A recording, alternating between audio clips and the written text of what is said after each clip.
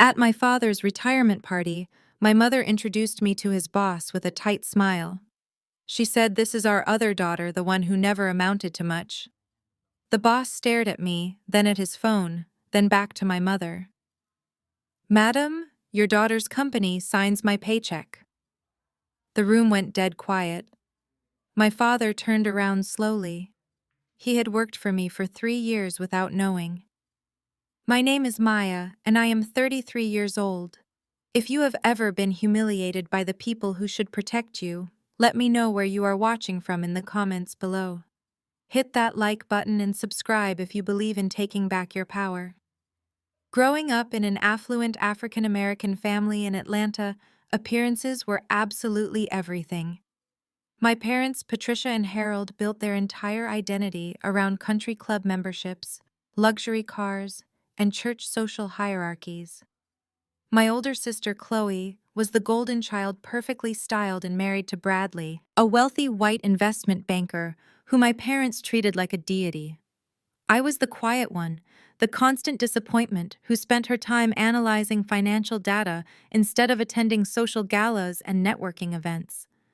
Tonight was my father's grand retirement celebration at the most exclusive private country club in the city.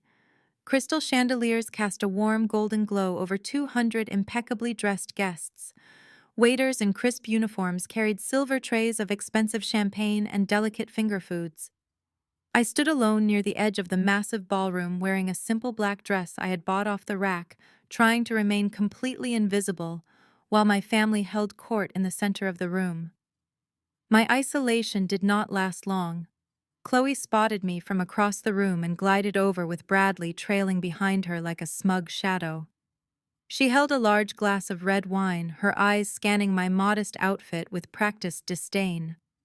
Before I could even say hello, she stumbled forward dramatically, sloshing the dark red liquid directly down the front of my dress. "Oh, Maya, I am so clumsy," she gasped, though her eyes danced with obvious malice. "But really, you should not wear such cheap fabric to an event like this. It practically absorbs stains immediately." Bradley laughed, a loud, booming sound that drew the attention of nearby guests. Chloe sighed in mock sympathy, reaching into her designer purse. "I forgot you are still struggling at whatever little data entry job you do. Here, take Bradley's credit card and see if the club manager can find you a spare uniform to wear. You are embarrassing Mom and Dad by looking like the help." The public humiliation burned my skin, a familiar fire I had endured for 33 years. I clearly remembered being 17, watching my mother take my carefully saved graduation money to buy Chloe a custom designer gown, because, as she put it, Chloe had a crucial image to maintain. Now, surrounded by Atlanta's elite, the painful pattern was repeating itself. I politely declined the credit card and grabbed a cloth napkin to blot my ruined dress. Before I could retreat to the restroom, my parents approached the commotion, escorting an older, distinguished gentleman in a tailored gray suit. It was Mr. Sterling, the chief executive officer of Global Freight, the massive shipping conglomerate where my father had served as operations director for the past decade. My father was practically glowing with pride, eager to show off his successful lineage to his superior. "Mr. Sterling, this is my brilliant son-in-law, Bradley, a vice president at a major Wall Street bank, and my beautiful daughter Chloe, who runs a prominent charity." My father beamed, puffing out his chest.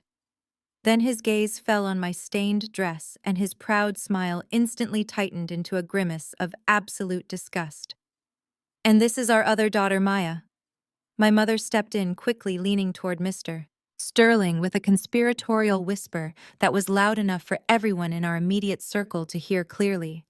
"She never amounted to much, just a low-level desk worker who struggles to make ends meet. We pray she finds her way eventually, but she lacks ambition." Mr. Sterling did not offer a polite chuckle. He did not extend his hand to greet Bradley. Instead, he froze completely, his eyes locked intensely on me. He pulled his phone from his breast pocket, checked a secure photo on his screen, and looked back at me, the color rapidly draining from his weathered face. "Mr. Sterling, My father prompted, holding out a glass of premium bourbon. Is everything all right, sir?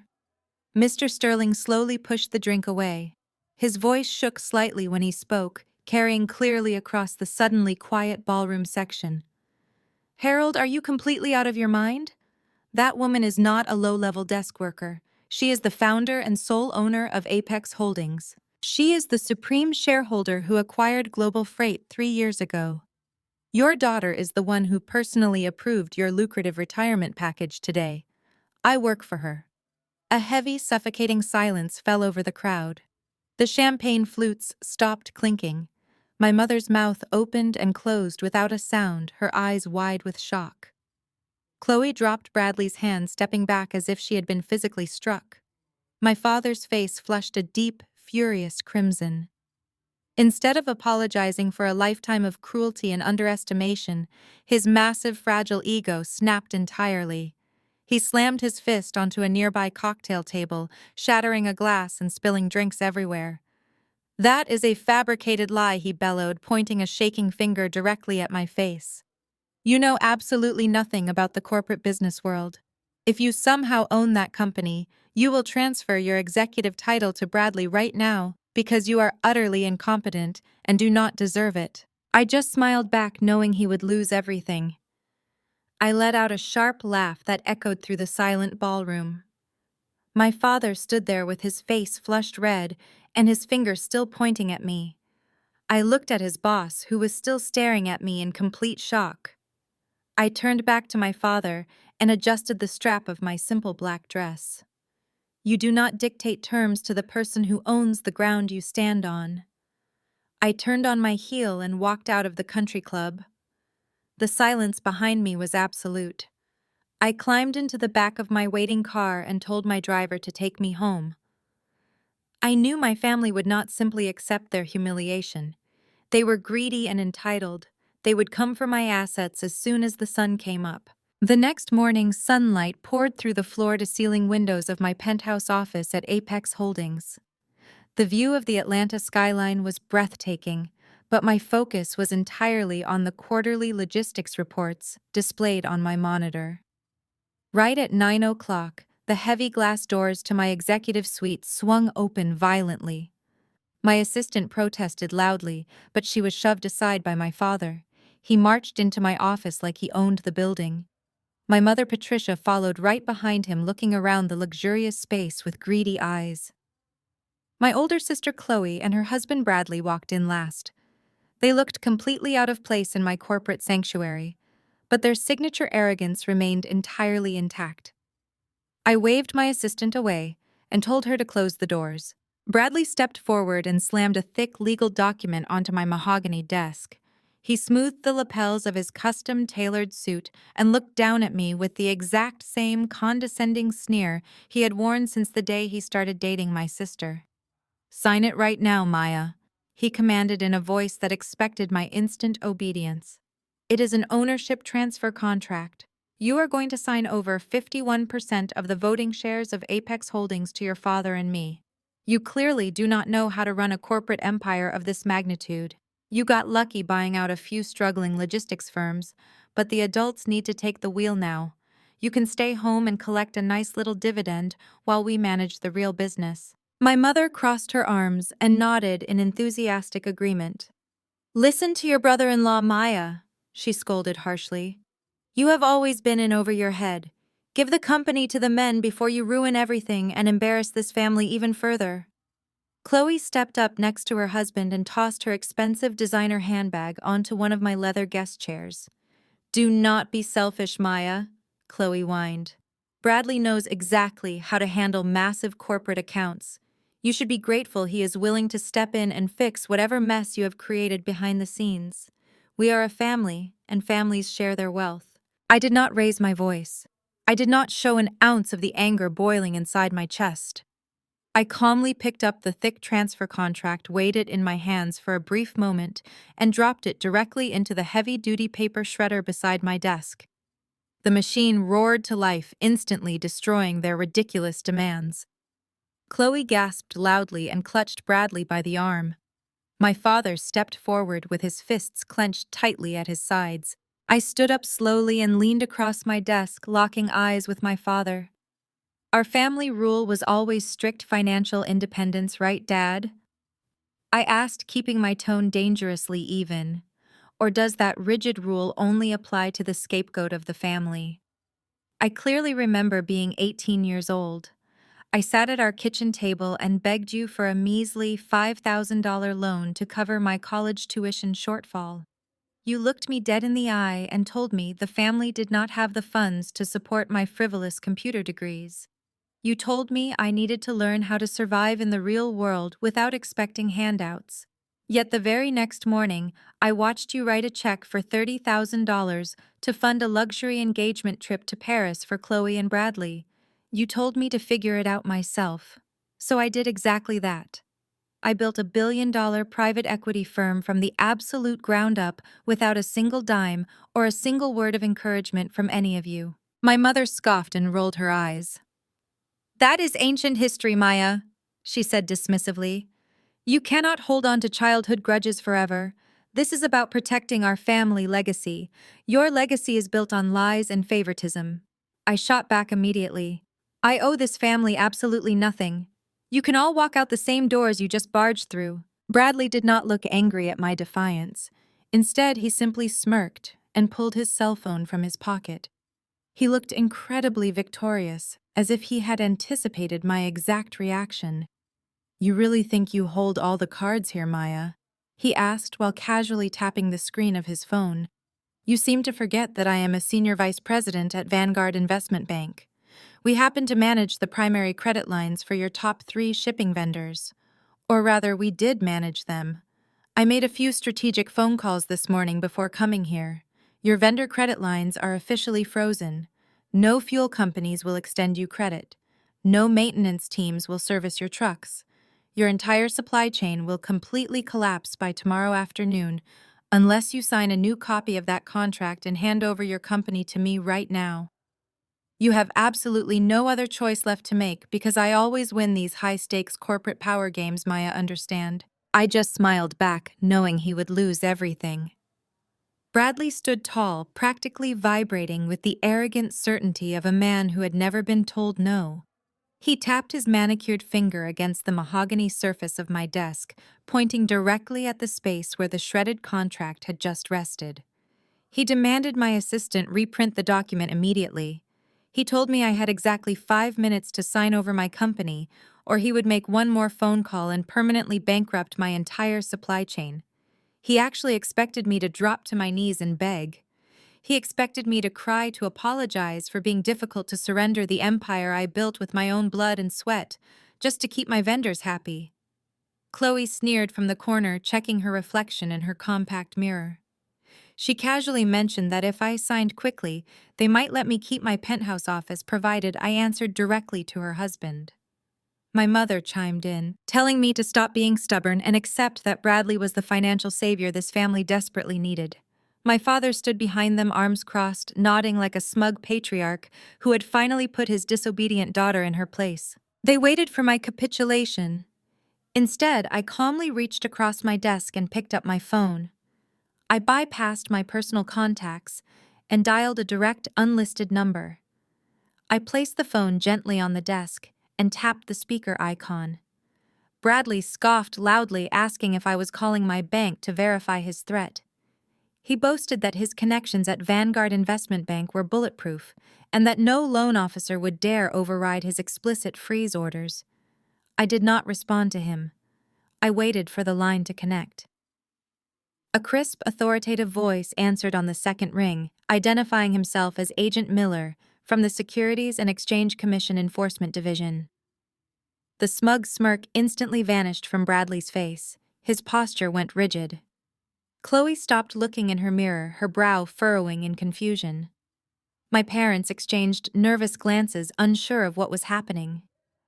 Agent Miller, I said, keeping my voice perfectly steady and clear. This is Maya from Apex Holdings. I am ready to initiate the final transfer of the financial dossiers we discussed yesterday morning. Bradley took a sudden aggressive step forward, demanding to know what I was doing. He told me to hang up the phone immediately, claiming I was making a fool of myself. I held up my hand, commanding him to stay exactly where he was. You made a fatal miscalculation, Bradley, I said, watching the color begin to drain from his face. You assumed that because I run a logistics and holding company, my only expertise was in moving freight. You completely forgot what I studied before I built this empire. You forgot my foundation is in forensic accounting. I did not just build Apex. I built the proprietary algorithms that track every single cent flowing through our corporate accounts, our vendor accounts, and anyone who attempts to tamper with our credit lines. When you used your executive access at Vanguard to illegally freeze my vendor accounts yesterday, you unknowingly tripped a silent digital wiretap I embedded in our security protocols 3 years ago. That wiretap gave my system temporary backdoor access to the origin point of the freeze. It gave me a direct view into your personal and professional transaction ledgers. I watched his breathing turn shallow. Chloe stepped toward him, asking him what I was talking about. I did not let him answer. I pulled a thick black binder from my bottom drawer and dropped it onto the desk. It landed with a heavy, satisfying thud. While you were busy strutting around my father's retirement party last night, bragging to everyone about your brilliant investments, my team and I were running a full forensic audit on your Vanguard portfolios. I opened the binder to the first tab, revealing pages of highlighted bank statements, offshore routing numbers, and falsified client signatures. You did not just abuse your power to freeze my credit, Bradley. You have been actively embezzling funds from your own high-net-worth clients for the past 2 years. The room went dead silent. My mother gasped, clutching her pearls. My father stepped back, shaking his head in denial. Chloe let out a shrill, forced laugh, calling me a liar. She yelled that Bradley was a top earner and made millions completely legally. I turned to my sister, flipping the binder to the second section. I reminded Chloe of the lavish anniversary party she threw last month. I reminded her of the $100,000 diamond necklace she paraded around the country club, bragging that her wonderful husband had bought it with his massive year-end bonus. I slid a printed bank transfer receipt across the desk. Your diamond necklace was not bought with a bonus, Chloe. It was purchased using funds diverted from the retirement account of an elderly widow in Boca Raton. I traced the serial numbers directly from Vanguard to the jeweler in Manhattan. Your luxury engagement trip to Paris, your designer wardrobes, the down payment on your $5 million mansion. None of it belongs to you. Bradley has systematically stolen over $4 million from vulnerable clients to fund your pathetic status-obsessed lifestyle. Bradley lunged for the binder, his previous arrogance entirely replaced by sheer desperate panic. He tried to grab the documents, but I pulled them away. He screamed that the records were illegally obtained. From the speakerphone, Agent Miller's voice cut through the chaos. He calmly informed Bradley that the Securities and Exchange Commission had already secured the offshore accounts. The piercing wail of federal sirens echoed loudly from the street below my window, growing closer by the second. Heavy footsteps pounded down the hallway outside. The doors burst open and armed federal agents flooded the room violently, clicking cold steel handcuffs around his wrists. The heavy oak doors swung shut behind the federal agents, cutting off Bradley's frantic demands for lawyers. The absence of his booming voice left a ringing silence in my penthouse office. My father stared at the empty space where his son-in-law had been standing, his mouth opening and closing like a fish. The silence shattered the moment Chloe snapped out of her paralyzed shock. A scream tore from her throat. Her hands curled into fists as her eyes locked onto me with unrestrained hatred. "You set him up," she shrieked. "You manipulated the system to frame my husband because you are jealous of my perfect life." Chloe lunged forward. She grabbed the crystal paperweight resting on my mahogany desk and hurled it at my head. I sidestepped smoothly. The crystal slammed into the glass wall behind me, shattering into sharp fragments that rained down onto the rug. She swept her arm across my credenza, sending my tablet and reports crashing to the floor. Papers scattered everywhere. She gasped for air as her immaculate updo unraveled. She looked exactly like the spoiled teenager who used to destroy my science projects whenever I got better grades. "Maya, look what you are doing to your sister!" my mother screamed, rushing to wrap her arms around Chloe. Patricia glared at me as if I were the one hurling office supplies. You are tearing this family apart. You invited us up here just to ambush us with fabricated documents. Bradley provides for your sister. You just destroyed her future out of pure spite. You have always been a vindictive girl. I stepped over the shattered crystal and leaned against my desk. I did not frame anyone, Mom. Bradley forged those signatures and stole that money on his own. I simply handed his digital footprints over to federal authorities. If bringing corporate felonies to light tears this family apart, then it was built on a foundation of theft. I am not responsible for his greed or your willful blindness. My father finally found his voice. He pointed a trembling finger at me, his face purple with rage. We will hire the best defense attorneys in Atlanta. Bradley will be out on bail by dinner, and when he is, he will strip this company away from you through civil litigation. We will destroy your professional reputation. Chloe wiped her mascara-stained cheeks, pulling herself out of our mother's arms. She stood up straight, adjusting her ruined jacket, her eyes burning with desperate energy. Dad is exactly right. Chloe spat, her voice trembling but vicious. Bradley's bail is going to be massive and his defense team will cost millions. But we have liquid assets you could never dream of touching. I am selling Big Mama's house today. The mention of our grandmother's historic estate hung heavily in the air. Big Mama's house was a sprawling Victorian property nestled in one of Atlanta's gentrifying neighborhoods. Big Mama left the property entirely to Chloe in her will, stating that Chloe was the eldest and needed a proper estate to raise a family. I was given nothing. Chloe never lived there. She moved to the wealthy white suburbs, with Bradley leaving the historic home to sit empty while property values in the area skyrocketed. I have been speaking with a commercial developer for months. Chloe boasted, a triumphant smile stretching across her tear-stained face. They want to bulldoze that old relic and build a luxury condominium complex. They offered me $6 million in pure cash just for the land value. I will sign the contract this afternoon. I will use Big Mama's legacy to crush yours, Maya. Bradley will be out of jail tonight, and we are coming for everything you own. Patricia patted Chloe's back approvingly, nodding at me with pure disdain. Your grandmother always knew Chloe would make the right choices for this family. Big Mama's house will save Bradley, and you will be left with absolutely nothing but your bitter jealousy. I let out a slow, deliberate laugh. I walked around my desk, ignoring the scattered papers, and opened my filing cabinet. I pulled out a crisp manila folder and held it up to the light. I looked directly into Chloe's triumphant eyes and watched her smile waver. You cannot sell Big Mama's house to a commercial developer.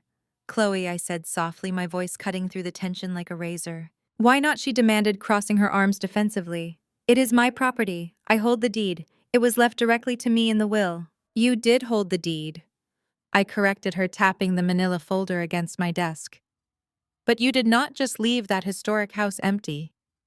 3 years ago, when Bradley made a terrible investment that completely collapsed, you secretly took out a massive mortgage on Big Mama's house to cover his losses.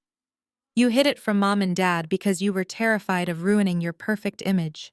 Because Bradley is completely terrible with money, you defaulted on that mortgage. The bank initiated foreclosure proceedings 24 months ago. Chloe's face drained of all color. Her mouth dropped open and she took a staggering step backward. My mother looked at Chloe in sheer panic, asking her what I was talking about. I did not give Chloe the chance to lie her way out of it. I opened the folder and pulled out the property deeds. You are going to lose the family home to the bank, Chloe. But a private holding company stepped in at the final hour, bought out the toxic debt entirely, and seized the deed to the property to save it from a public foreclosure auction. I slid the documents across the smooth surface of my desk. Look at who actually owns Big Mama's house. I secretly bought your property's debt 3 years ago to save it from foreclosure when you secretly mortgaged it. You cannot sell a single brick because it belongs to me. With the deed to Big Mama's house securely locked in my vault and Bradley sitting in a federal holding cell awaiting arraignment, my parents realized their financial leverage was completely obliterated. They could not intimidate me in the boardroom. They could not threaten me with bank freezes. They had lost the corporate war on every conceivable front. But my mother, Patricia, was a woman who built her entire existence on appearances, reputation, and social standing within Atlanta's elite circles. If she could not destroy my bank account, she decided she would destroy my name. She would use the power of the church congregation to force my ultimate complete surrender. Sunday morning arrived with heavy, suffocating humidity. I attended service at Greater Grace Cathedral in Buckhead just as I did every week. It was a massive, affluent congregation where the city's wealthiest families gathered to display their designer suits, massive hats, and supposed moral superiority. My family always sat in the third row, treating their designated pew like a royal viewing box. I normally sat near the back, preferring the quiet anonymity of the balcony. I knew the tension from the week's events would be palpable, but I refused to let my family run me out of my own place of worship. The service proceeded with the usual grand choir performances and a fiery sermon about resisting the devil's temptations. As the sermon concluded, Pastor Jenkins opened the floor for testimony time, a long-standing tradition where members of the congregation could share their recent struggles and triumphs. Before the ushers could even pass the wireless microphones down the aisles, my mother practically sprinted to the altar. She was dressed in a pristine white suit, clutching a lace handkerchief to her chest, her face a mask of profound manufactured agony. The massive sanctuary, holding over 2,000 people, fell entirely silent as Patricia grasped the microphone stand. She let out a loud theatrical sob that echoed through the high vaulted ceilings. She began speaking in a trembling, fragile voice, claiming that the devil had infiltrated her home and torn her family apart. She paced across the plush carpet of the altar, pointing a shaking manicured finger directly at the balcony where I was sitting. She screamed my name, making sure every single head in the cathedral snapped backward to stare at me. Patricia did not hold back. She unleashed a masterclass in social warfare, expertly twisting every truth to paint me as a vindictive, money-hungry monster. She wept as she told the congregation that I had maliciously stolen Big Mama's historic house, the sacred property my grandmother had supposedly meant for my sister Chloe. My mother completely omitted the fact that Chloe had secretly mortgaged the house to fund her lavish lifestyle and nearly lost it to foreclosure. Instead, Patricia framed my financial rescue as a predatory illegal seizure driven by pure spite. She claimed I was throwing my own flesh and blood out onto the streets just to satisfy my massive ego. The congregation gasped in unison. Whispers erupted among the pews, spreading like wildfire through the sanctuary. But my mother was not finished. She raised her voice louder, demanding the crowd listen to her greatest tragedy. She spoke of Bradley, Chloe's husband, the wealthy white investment banker whom my parents worshipped. Patricia cried out that her innocent, generous son-in-law had merely tried to offer me business advice to save my failing company.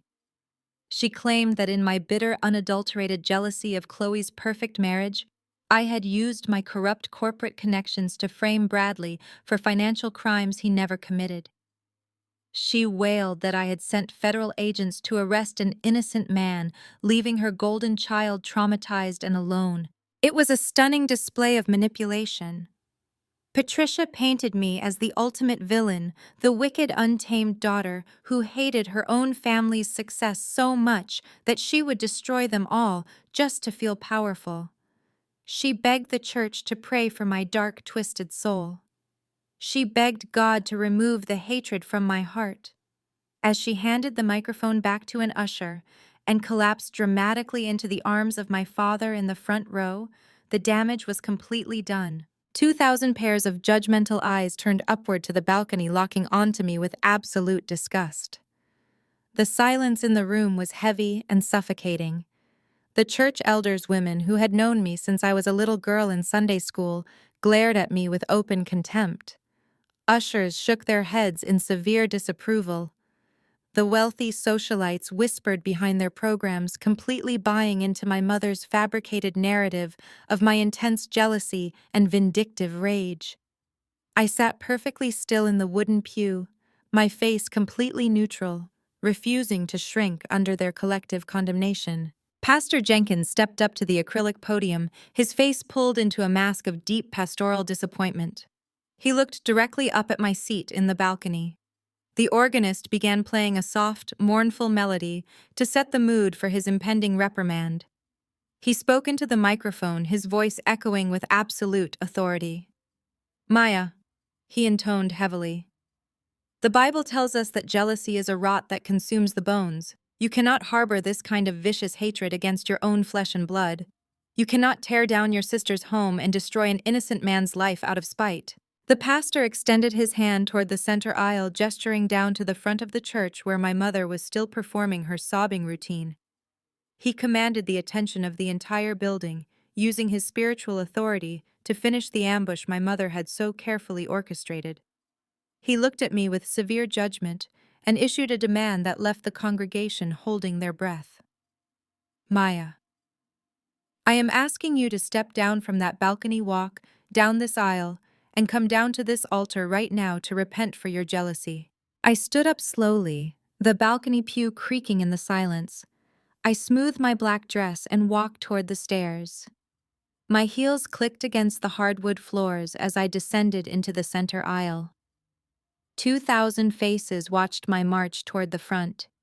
The air was thick with silent condemnation, but I kept my head high, my gaze locked on the man behind the acrylic podium and the woman sobbing at his feet. When I reached the altar, Pastor Jenkins offered a patronizing smile. He held out his microphone, expecting a tearful confession and a submission to the hierarchy my mother ruled. I took the microphone from his outstretched hand. I did not drop down to my knees. I certainly did not bow my head. I turned my back to the pastor and looked down at my mother, who waited for her ultimate victory. I am not here to repent, I said, my voice projecting clearly across the massive room.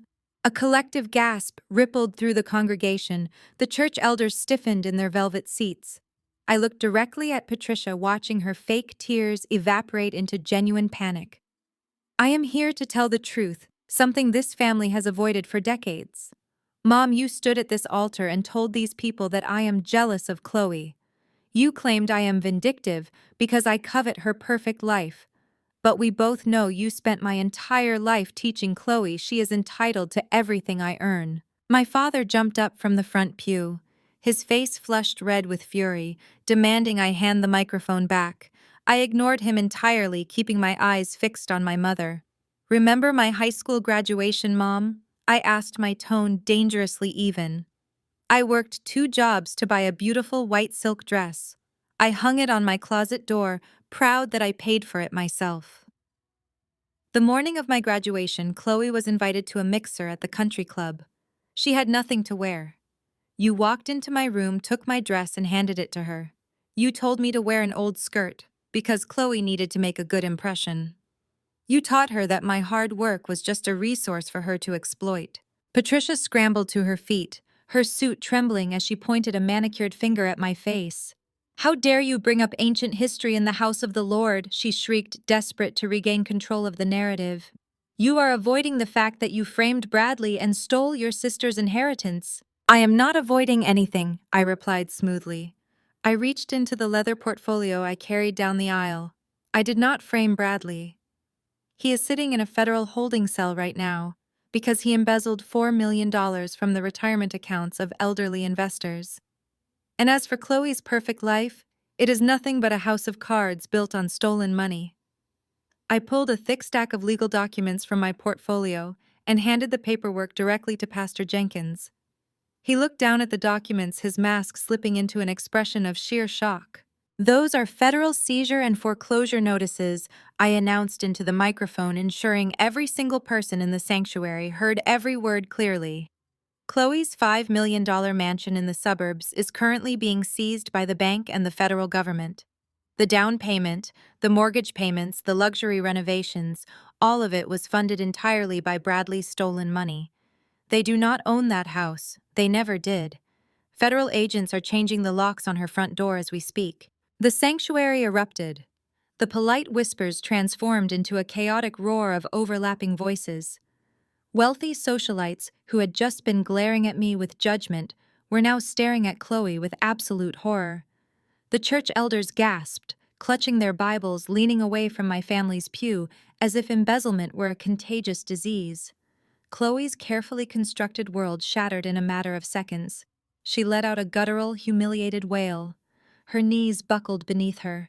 She collapsed right there on the plush carpet of the church aisle, sobbing uncontrollably, burying her face in her hands, as the crushing weight of public ruin settled over her shoulders.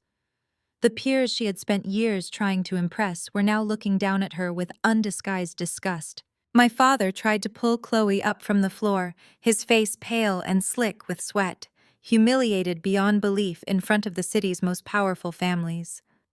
But Patricia did not comfort her golden child.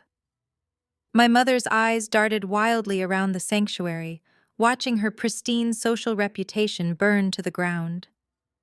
She looked at the judging faces, then at the pastor, and finally at me. Her expression hardened into something entirely unrecognizable, a look of pure, cornered desperation. She reached into her designer handbag with trembling hands.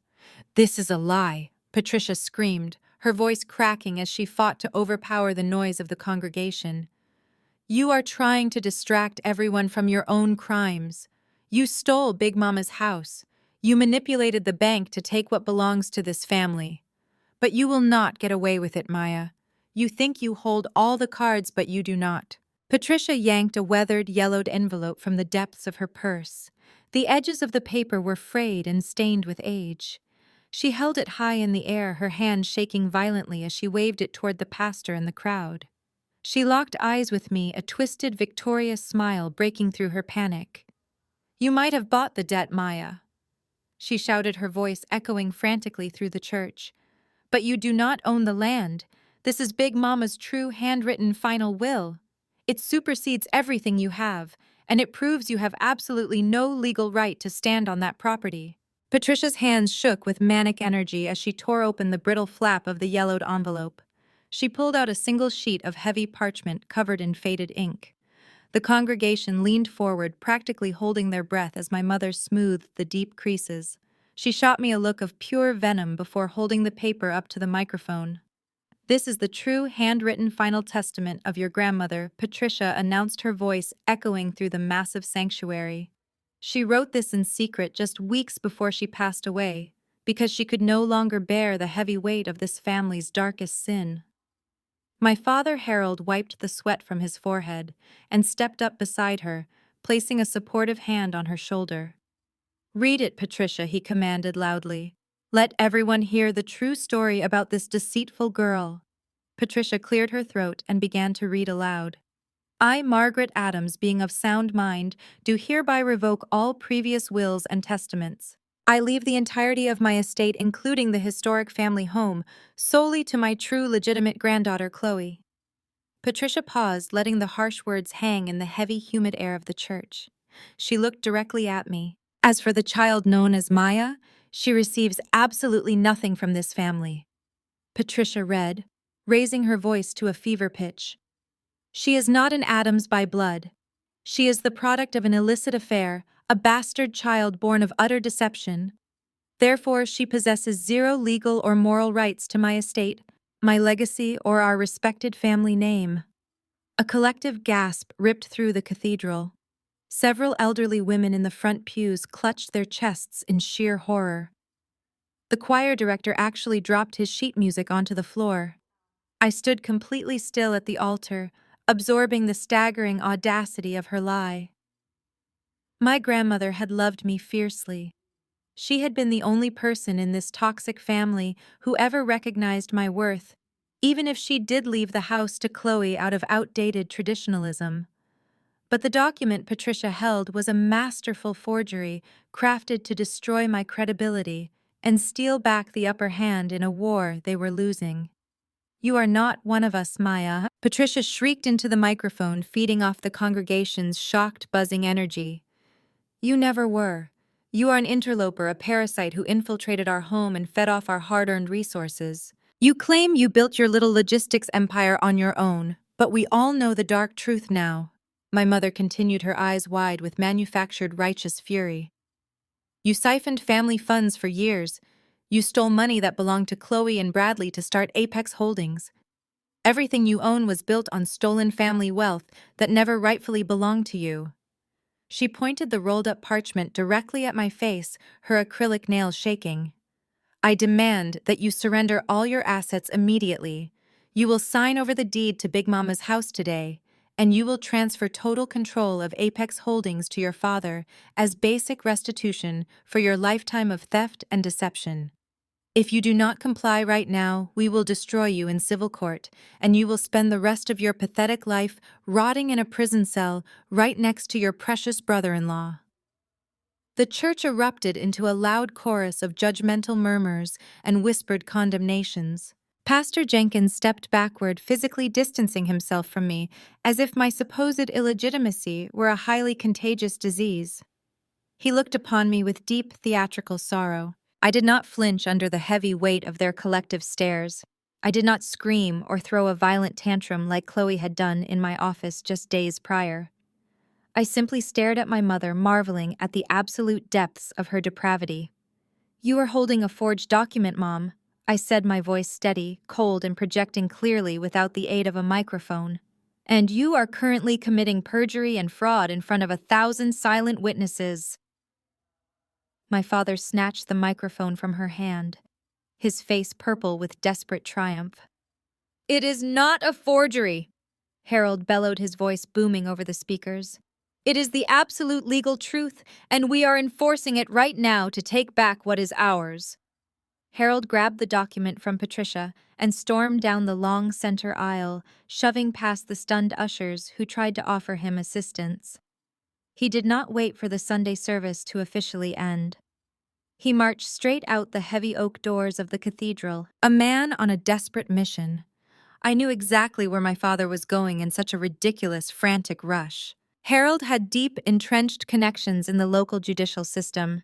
He regularly played golf with powerful magistrates and funded the lucrative re-election campaigns of city judges. He was taking that fabricated will directly to Judge Arrington, a notoriously corrupt local city official who owed my father countless political favors. By the time I walked out of the church and climbed into the back of my waiting car, my phone was already ringing frantically. It was my chief legal counsel at Apex Holdings. His voice was laced with pure panic as he informed me that Harold had just filed an emergency court injunction using the newly discovered will as grounds for immediate aggressive asset seizure. Judge Arrington had bypassed all standard protocols and signed the order without scheduling a single preliminary hearing. The injunction declared that because my initial seed capital was supposedly stolen from the Adams estate, my corporate ownership was legally compromised. The corrupt judge had successfully issued a temporary freeze on all my executive powers. I was now officially locked out of my own corporate bank accounts, barred from entering my penthouse office, and temporarily stripped of my hard-earned title as CEO of Apex Holdings. I stared at the glowing screen of my phone as the black town car navigated the congested Atlanta streets. The notification from my security division was stark and uncompromising. My corporate access keycard had been deactivated. My remote login credentials were wiped. Harold had wasted absolutely no time executing Judge Arrington's fraudulent order. He had essentially staged a hostile government-backed takeover of the company I built from nothing. The heavy mahogany doors of Apex Holdings were now closed to me. I leaned my head against the cool leather seat, taking a slow, measured breath. I instructed my driver to bypass my penthouse and head directly to a secure off-the-books location in Midtown. It was an unmarked loft I maintained specifically for corporate emergencies, completely disconnected from the Apex server grid. When I stepped out of the private elevator and walked into the sprawling minimalist living room, my inner circle was already waiting. Marcus, my chief operating officer, was pacing violently across the hardwood floor, his tie loosened and his jaw clenched.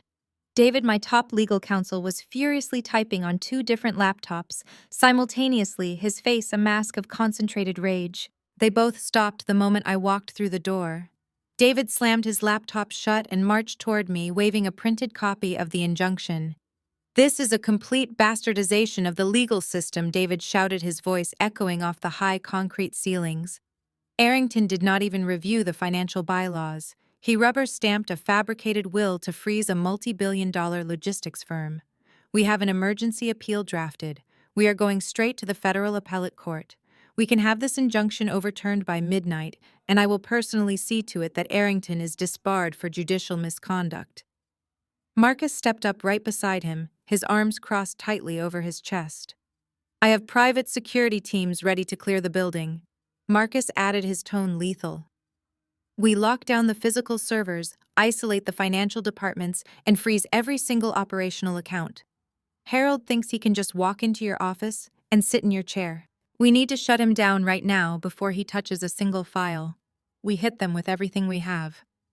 I walked past both of them, completely unfazed by their adrenaline-fueled panic. I walked into the kitchen, poured myself a glass of iced water, and took a long sip. The cold liquid grounded me. I set the glass down and turned to face my two most trusted executives. We are not filing the appeal, I said, my voice eerily calm. We are not deploying private security, and we are absolutely not freezing the operational accounts. Marcus stared at me as if I had just spoken in a foreign language. David dropped the injunction onto the granite kitchen island, his mouth hanging open. Maya, you cannot be serious, David protested, stepping closer. You are legally locked out of your own empire. Harold has unrestricted access to your proprietary logistics algorithms. Your client lists your capital reserves. If we do not fight this injunction right now, they will tear Apex Holdings apart from the inside out. I looked at David, a cold, calculated smile touching the corners of my mouth. That is exactly what I want them to do, I replied smoothly. Let them inside. Leave the door wide open. Marcus and David exchanged a deeply confused glance. I leaned against the counter, folding my arms. Think about who we are dealing with, I explained, looking between the two men. My father is an arrogant, greedy man who believes he is inherently entitled to my success. And Bradley just posted bail an hour ago. He is facing decades in federal prison for embezzling millions, and his own accounts are frozen. They are both cornered, desperate, and drunk on the illusion of sudden power. If we file an appeal and tie this up in civil court, Harold will play the victim. He will drag out the litigation for months, draining our resources and damaging our public stock. But if we give them the keys to the castle, they will not just sit in my office and gloat. They will try to steal the crown jewels. David's eyes widened as the realization finally clicked into place. You want them to commit a federal crime using the temporary access, he whispered. I nodded slowly. Arrington gave them executive clearance, I said. But executive clearance does not grant them legal ownership of the classified defense contracts sitting on our isolated servers. If they touch those files, they trigger an automatic federal espionage protocol. We just have to wait for them to get greedy. I finished, turning my attention to the large monitor mounted on the loft wall. Marcus pulled out his tablet, his panic completely replaced by predatory anticipation. He routed our backdoor monitoring systems directly to the main screen. We watched the digital traffic of Apex Holdings flow in real time. The afternoon stretched into evening. The rain began to beat against the floor-to-ceiling windows of the loft. We sat in silence, drinking black coffee, watching the digital traps I had carefully laid years ago. I knew my father. I knew he could not resist the urge to peek behind the curtain to secure funds for his golden son-in-law. The silence of the room was absolute. Then a sharp, piercing alarm shattered the quiet. The large monitor flared bright crimson. A cascading series of high-level security alerts flooded the screen. My phone began vibrating violently against the granite counter. I picked it up, watching the incoming data stream with absolute satisfaction. Harold and Bradley had taken the bait. They were currently using their temporary court-ordered access to break into the highly classified corporate servers. My trap was officially sprung. They thought they had finally defeated me, but they had just walked blindly into a federal trap. Their greed was their destruction. The high-definition monitors illuminating the darkened walls of my midtown loft flickered, splitting into a grid of live security feeds. Marcus tapped a sequence on his tablet, overriding the corporate blackout Harold thought he had established. The center screen stabilized, pulling up the hidden surveillance feed from inside my penthouse office at Apex Holdings. There they were. My father sat aggressively behind my custom mahogany desk, his tailored suit jacket discarded on my leather sofa. Bradley stood right beside him, leaning over the dual monitors, his hands flying across my keyboard with frantic, sweating desperation. They had completely bypassed the standard operational directories. They were not looking at payroll. They were not looking at human resources. They had tunneled straight into the deepest, most restricted vault of the Apex server architecture. David gripped the edge of the kitchen island, his knuckles turning white as he watched the data transfer logs scroll across our screens.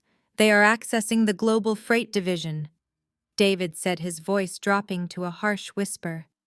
They are bypassing the standard encryption protocols using the executive override Arrington granted them. I stepped closer to the primary monitor, watching the progress bars on Bradley's screen fill with agonizing speed. I tapped a key on my laptop, activating the concealed audio feed embedded in the office ceiling. The sound of Bradley's rapid typing filled our loft, followed by my father's heavy, labored breathing. "Hurry up," Harold barked nervously, checking his gold Rolex. "The temporary injunction only buys us so much time before her lawyers get a federal judge to review the filing." "Pull everything we discussed." "I am pulling it right now," Bradley snapped back, his voice tight with panic. "I have the entire master client list. I am downloading the proprietary algorithms, shipping contracts, and pricing models. It is all here. Every trade secret Apex possesses." My father leaned back in my chair, a greedy, self-satisfied smirk spreading across his face.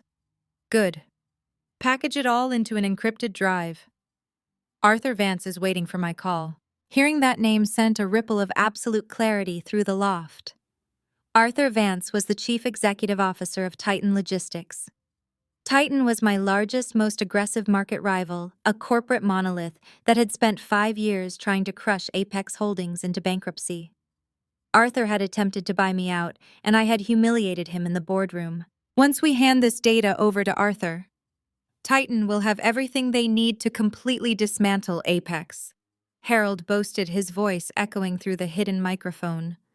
"They will be able to undercut every single one of Maya's global contracts within a week. Apex will bleed out and collapse by the end of the quarter." Bradley wiped the sweat from his upper lip, his eyes glued to the downloading progress bars. And Vance confirmed the deal. "We get the payout, $10 million wired into offshore accounts the second he verifies the algorithms," Harold confirmed smoothly. "And guaranteed executive board seats for both of us at Titan Logistics. This is our golden ticket, Bradley.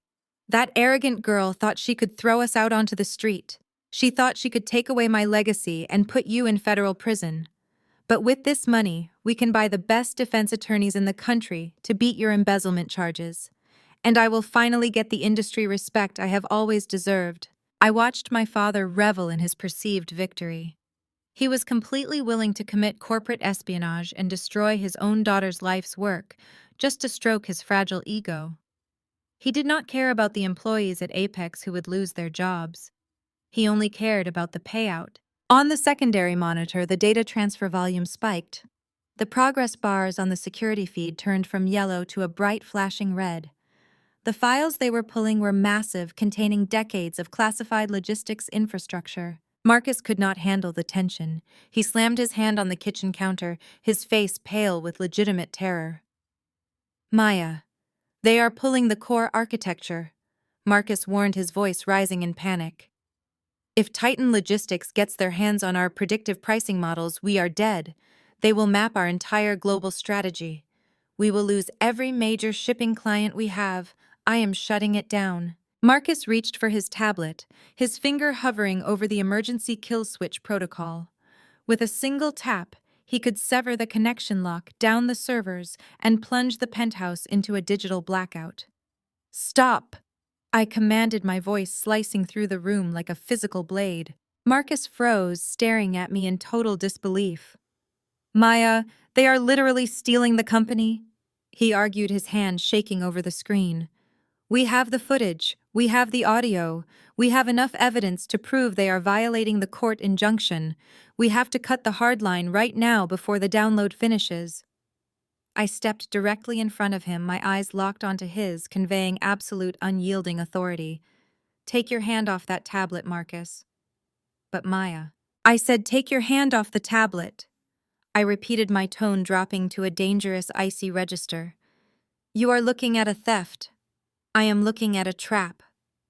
David looked back and forth between us, his legal mind racing to catch up with my strategy. I turned back to the main monitor, watching the progress bar hit 90%. Bradley's face was illuminated by the glow of the screen, completely oblivious to the digital snare wrapping around his neck. Let the download complete entirely, I ordered, staring at my father's smug face on the surveillance feed. Let them take every single file, because the moment Bradley pulls that drive out of my computer and walks out of that building, this stops being a civil dispute. It becomes corporate espionage, federal wire fraud, and grand larceny. We will let them deliver themselves straight to prison. The progress bar on the main monitor blinked a vibrant, blinding green. 100%. Marcus let out a sharp, jagged exhale as Bradley yanked the encrypted flash drive from my console. Through the hidden camera feed, we watched my father clap his criminal son-in-law on the shoulder in celebration. They strutted out of my penthouse office, clutching the stolen heart of my empire in the palm of their hands. David immediately reached for his phone to call the federal authorities, but I placed my hand firmly over his screen. I told him we had to wait. The trap was set, but the jaws could not snap shut until Harold actively tried to sell the classified data. Attempted theft was one thing. Selling federal logistics infrastructure to a foreign-backed market rival was an entirely different beast. I needed a 48-hour window to orchestrate my financial countermeasure and ensure they had absolutely no escape route. The moment my father walked out of the Apex building, I opened my secure laptop and initiated a series of encrypted video calls. Harold thought his corrupt judge had completely paralyzed me by freezing my primary corporate bank accounts. He vastly underestimated the vast financial infrastructure I had spent the last decade secretly building. I did not rely on the good old boy networks of Buckhead or the traditional white-dominated investment banks my parents worshipped. I reached out to my actual safety net. I dialed into a private, highly vetted syndicate of Black female angel investors. These were brilliant, ruthless women who owned tech startups in Silicon Valley, managed high-yield hedge funds in Chicago, and operated massive commercial real estate conglomerates in New York. We had spent years quietly backing each other, pooling our massive capital to deliberately bypass the systemic financial roadblocks, specifically designed to keep women exactly like us out of the global billionaire class. My mother had always sneered at my mentorship circles. Patricia used to sit at her vanity, applying her expensive creams, telling me that true power only came from catering to wealthy white men like Bradley. She repeatedly called my network a glorified book club full of women who did not know their place in society. Now that exact network was going to fund her complete and total destruction. I spent the next 2 days practically living on my phone, pacing the hardwood floors of the Midtown loft without sleeping. I laid out the raw, unvarnished truth to my syndicate. I explained the fraudulent will, the corrupt injunction, and the impending federal raid on Titan Logistics. I told them that the exact moment Titan was publicly implicated in receiving stolen federal defense contracts, their stock would violently crash. I needed a massive, untraceable shadow fund ready to execute an aggressive behind-the-scenes market sweep. We were going to short Titan stock into oblivion and simultaneously buy up every single panicked share of Apex Holdings the second the news broke. Within 48 hours, my syndicate transferred over $50 million into a blind trust completely beyond Judge Arrington's corrupt jurisdiction. While I was meticulously building a financial guillotine, my parents were busy taking a premature victory lap around Atlanta. They paraded through the city with sickening arrogance, entirely convinced they had finally put the rebellious scapegoat in her rightful place once and for all. Patricia booked a premium table at the Piedmont Country Club for a lavish, celebratory lunch. She sat surrounded by her wealthy peers, sipping expensive champagne and loudly bragging about how she had legally reclaimed the family legacy. She told absolutely anyone who would listen that she had personally rescued Apex Holdings from my greedy, vindictive mismanagement. She painted herself as the ultimate matriarch, stepping in to restore order and return the corporate crown to her husband and her precious golden child, Chloe. She even bought a brand new designer handbag just to publicly celebrate her magnificent unearned triumph over my own hard work and daily dedication. Harold was equally drunk on his own manufactured triumph. He strutted through his usual elite social circles, acting as if he were already the recognized king of the entire logistics industry. He bought excessively expensive rounds of scotch at his private cigar lounge, boasting to his associates about a massive impending cash windfall that would finally secure their dynasty for generations to come. He told them he had completely outsmarted me and seized total control of the regional market without breaking a sweat. They genuinely believed their terrible nightmare was over. They thought they had successfully weaponized the judicial system to steal a billion-dollar company without leaving a single trace of their blatant, unforgivable crimes. They were so utterly blinded by their own towering greed that they completely ignored the absolute silence coming from my camp. They foolishly mistook my strategic patience for total surrender. By late Tuesday evening, my trap was perfectly primed. The shadow fund was fully armed and loaded. My federal contacts were discreetly placed on high standby, waiting patiently in the shadows to execute the final takedown. All I needed was for my father to pull the trigger. My phone illuminated on the granite kitchen island of the Midtown loft.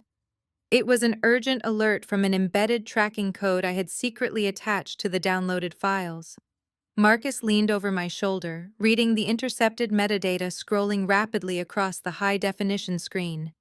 Harold had officially made his final fatal move. He deliberately bypassed Arthur Vance's assistance and sent a direct, highly encrypted message to the Titan Logistics Board of Directors. He formally requested an emergency, strictly confidential meeting at Titan headquarters for the following morning, promising them an absolutely unprecedented market advantage that would instantly crush their biggest competitor.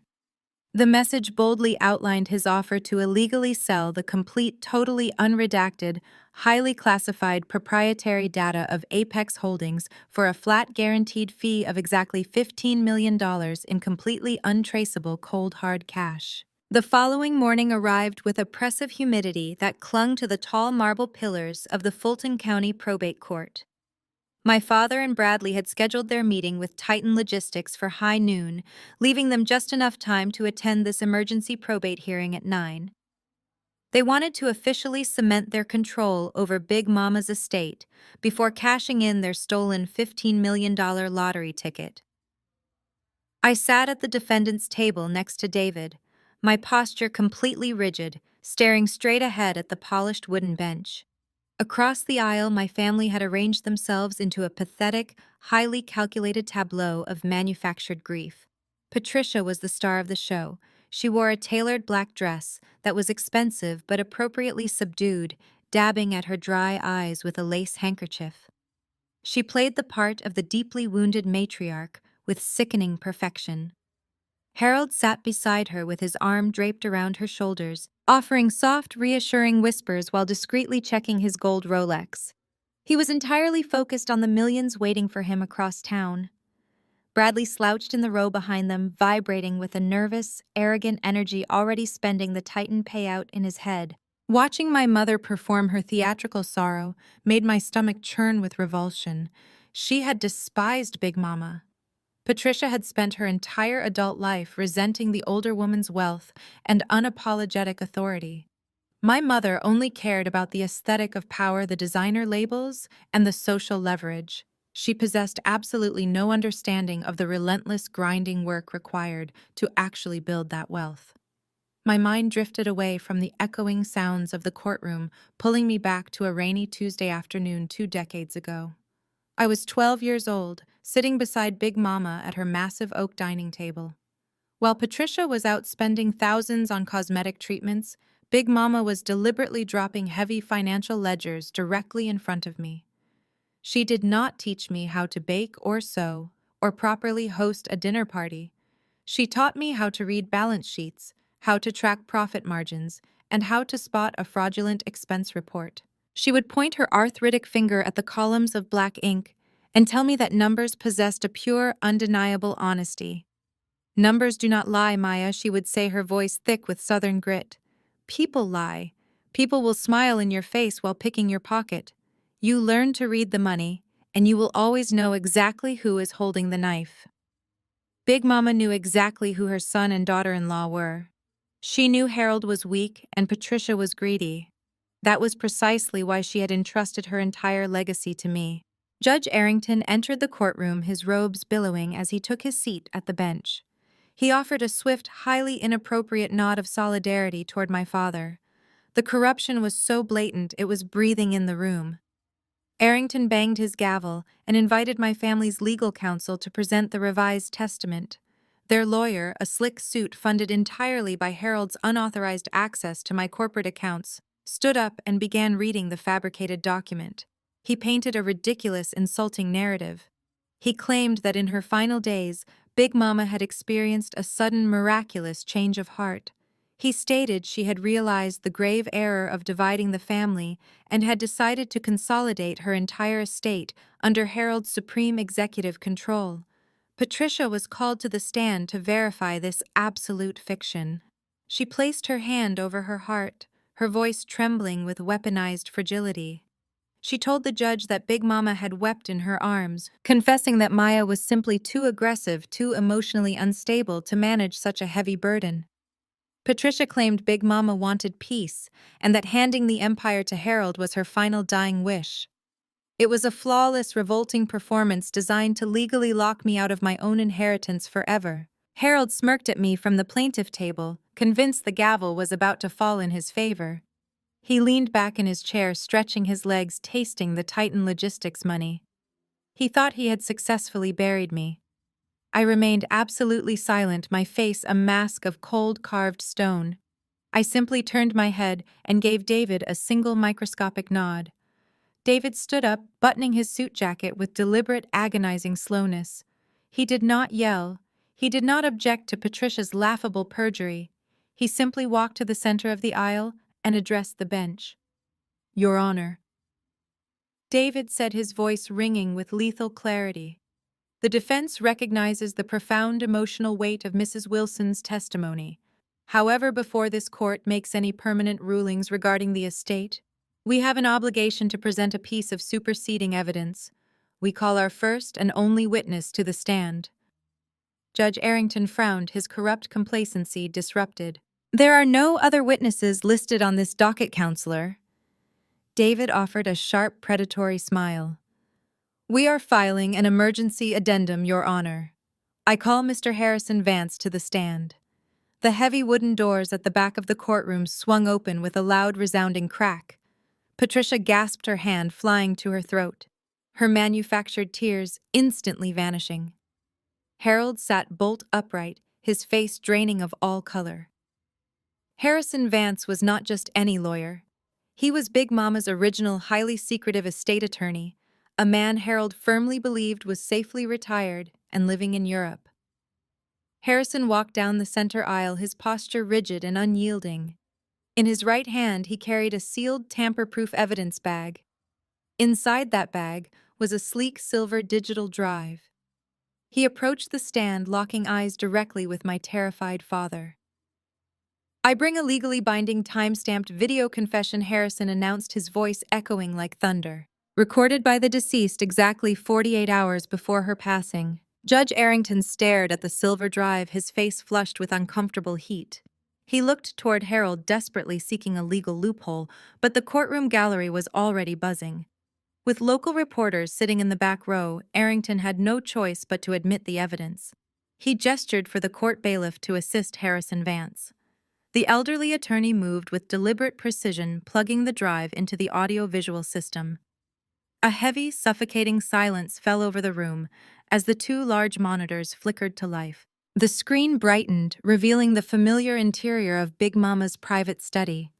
She sat upright in her emerald wingback chair, wearing her signature pearl necklace and tailored blazer. She looked physically frail, her breathing slightly shallow, but her dark eyes were blazing with the fierce intelligence I had revered my entire life. She stared directly into the camera lens, and it felt as though she was piercing straight through the digital screen to pin my mother to the floor. "My name is Dorothy Evelyn Vance." Big Mama stated, her voice carrying that undeniable Southern steel. "I am recording this statement on Tuesday, October the 12th, exactly 2 days before my scheduled heart surgery. I am of sound mind, fully aware of the vultures circling my estate. I am making this video because I know exactly who my daughter-in-law is. If this recording is currently playing in a probate court, it means Patricia has done exactly what I anticipated. It means she has attempted to forge my signature, fabricate my final wishes, and steal my legacy." A collective gasp rippled through the courtroom gallery. Patricia shrank into her chair, her manicured hands trembling violently as she dropped her lace handkerchief. Harold stared at the monitor with his mouth hanging open, paralyzed by the ghost of his mother tearing down his manufactured reality. "Patricia has spent 30 years coveting my wealth while possessing absolutely none of my work ethic." Big Mama continued, her tone dripping with aristocratic disdain. "She is a greedy, shallow woman who values designer labels over integrity, and my son Harold is too weak to ever stand up to her. They have spent their entire lives trying to crush my granddaughter Maya simply because Maya inherited my fire instead of their incompetence. I am leaving this official, irrefutable record to ensure they do not succeed." I sat perfectly still, my heart hammering against my ribs, listening to the woman who had truly raised me deliver justice from beyond the grave. "Let me be absolutely clear," Big Mama commanded, leaning slightly closer to the camera. "Maya is the sole legitimate heir to my entire estate. I leave every property, every investment portfolio, and every liquid asset under her absolute executive control. But I must clarify something else, something I kept hidden to protect Maya from Patricia's relentless jealousy. Apex Holdings is highly successful because of Maya's brilliant mind, but I made sure she had the foundation to build it.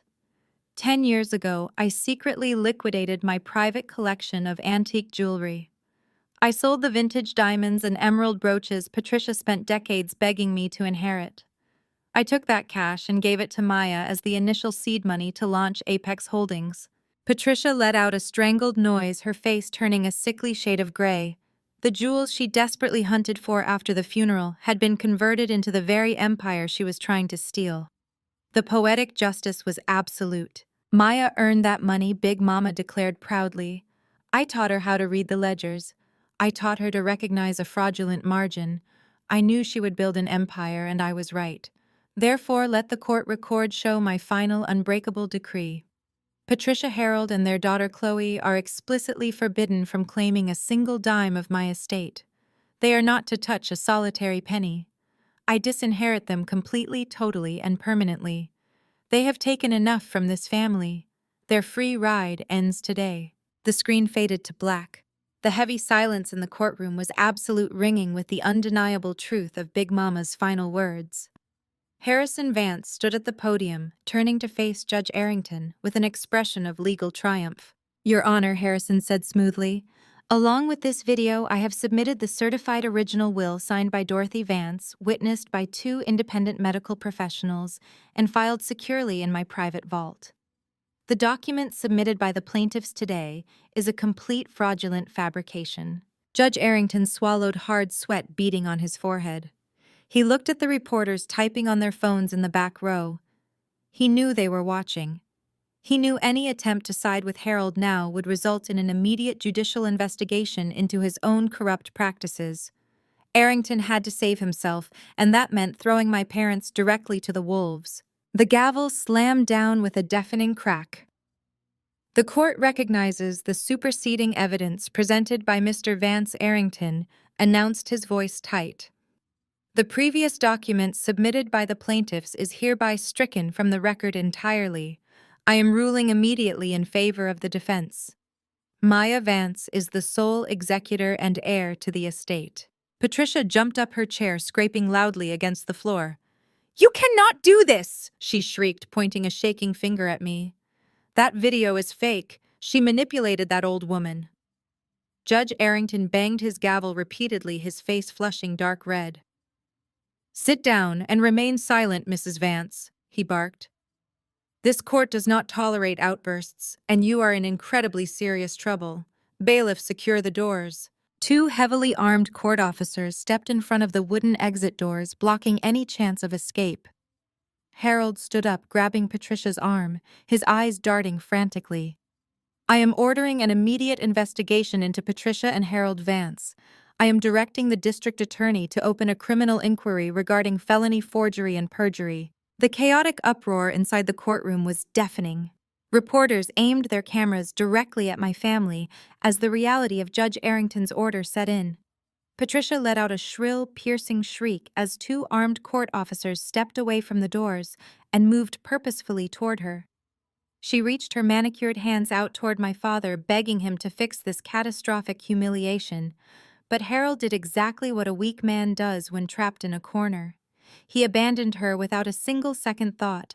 He took one look at the approaching officers, calculated the impending legal ruin, and instantly decided to save his own skin. He grabbed Bradley by the shoulder, yanked Chloe by her designer sleeve, and shoved them both toward the side exit.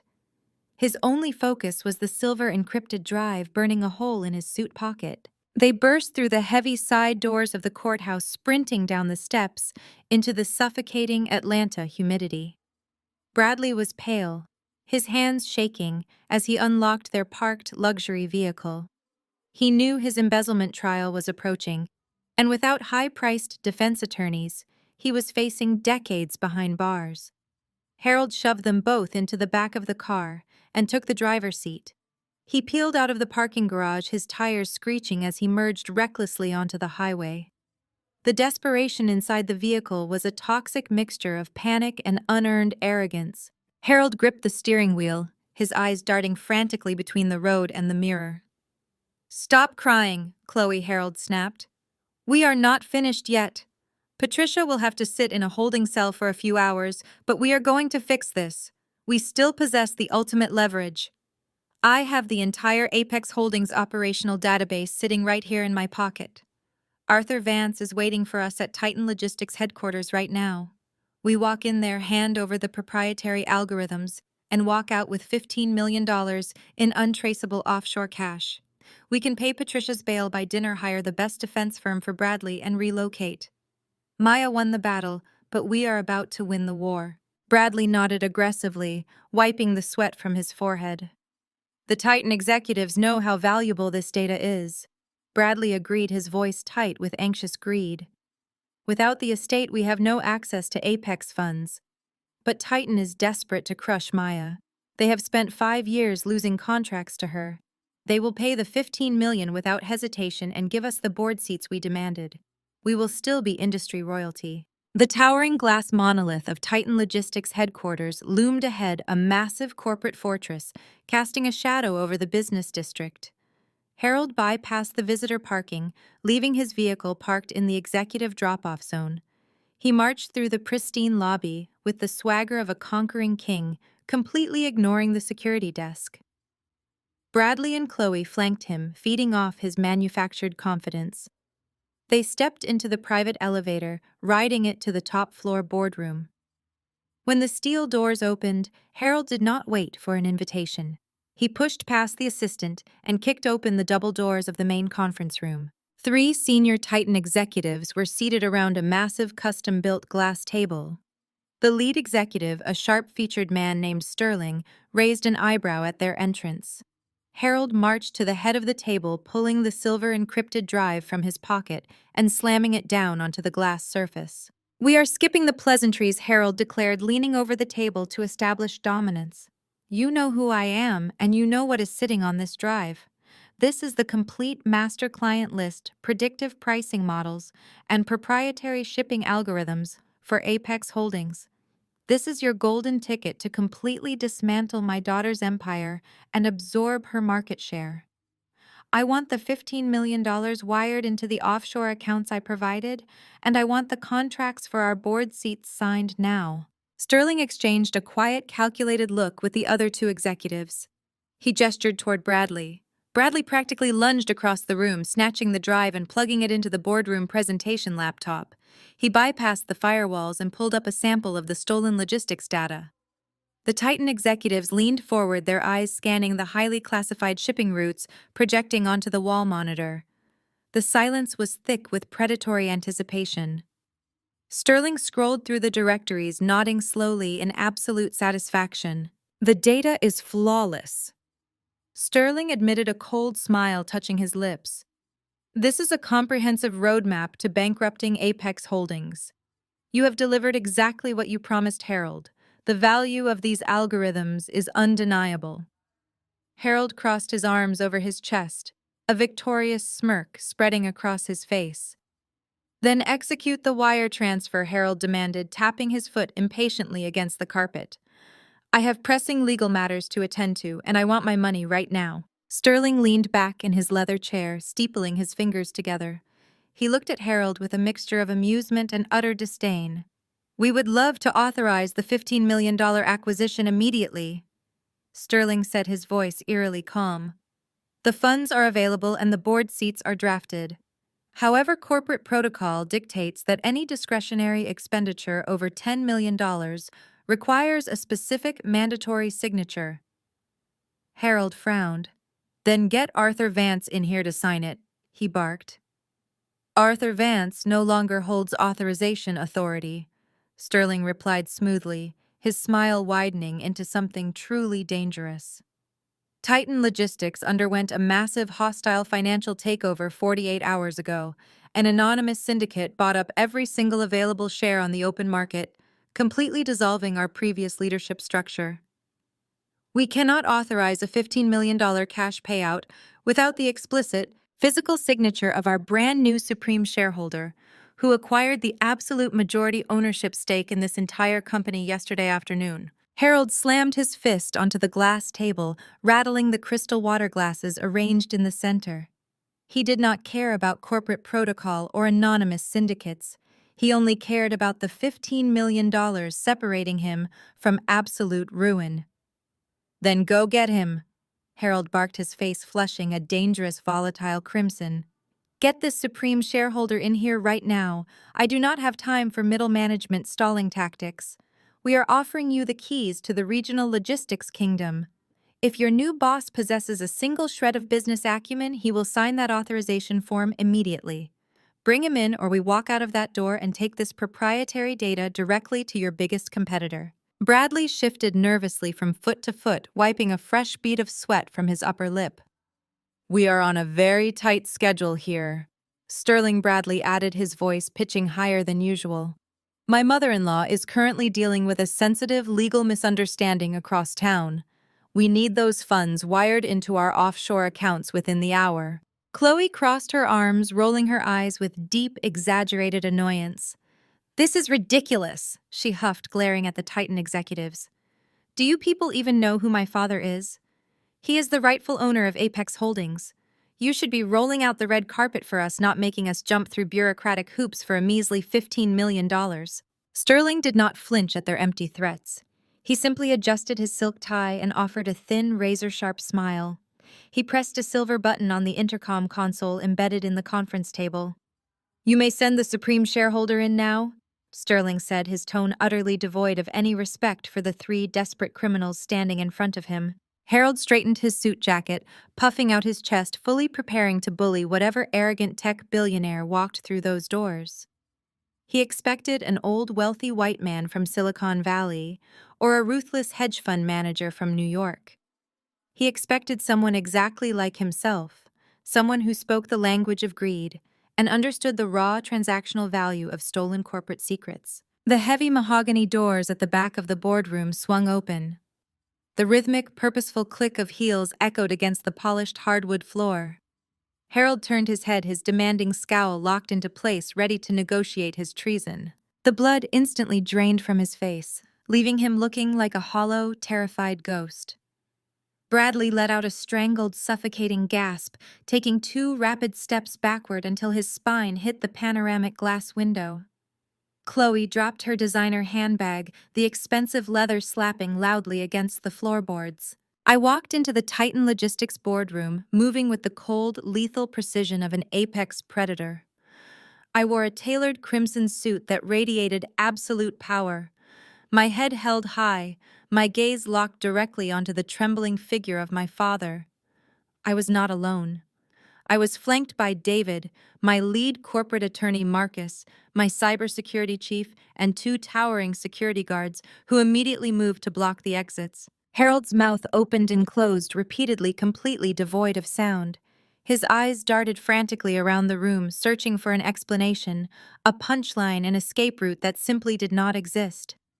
"Hello, Harold," I said, my voice cutting through the thick, terrified silence like a freshly sharpened blade. "I hear you are looking for a signature." "That is impossible," Bradley stammered, pointing a shaking finger at me. "You are locked out. Your accounts are frozen. The judge signed the injunction. We left you with absolutely nothing." I smiled, a slow, predatory expression that made Bradley flinch. "You left me with the very thing you could never steal, Bradley. My intellect."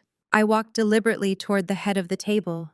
Sterling and the other two Titan executives immediately stood up from their leather chairs, stepping aside respectfully to offer me the seat of honor.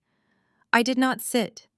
I stood at the head of the glass table, towering over the scattered digital files of my own stolen data projecting on the wall monitor.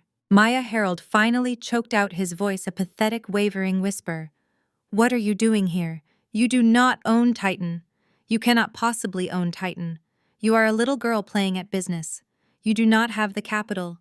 You do not have the connections." My mind flashed back to my high school graduation dinner, sitting at the long dining table while Harold toasted his friends loudly, declaring that his sons would conquer the corporate world while his daughters would focus on raising suitable heirs. He had spent his entire life viewing my gender as a crippling deficiency. He honestly believed my network consisted of socialites and housewives. He never bothered to look closer to realize that the women I surrounded myself with were the ones quietly running the global economy. I reached into my leather briefcase and pulled out a massive 400-page legal binder. I raised it high before slamming it down onto the center of the glass table with a deafening, conclusive thud. The sound made Chloe jump, a sharp squeal escaping her lips. "Let me educate you on modern finance, Harold," I said, leaning forward, resting my palms on the cool glass. "While you were busy bribing corrupt judges and orchestrating fraudulent wills, I was making a few phone calls.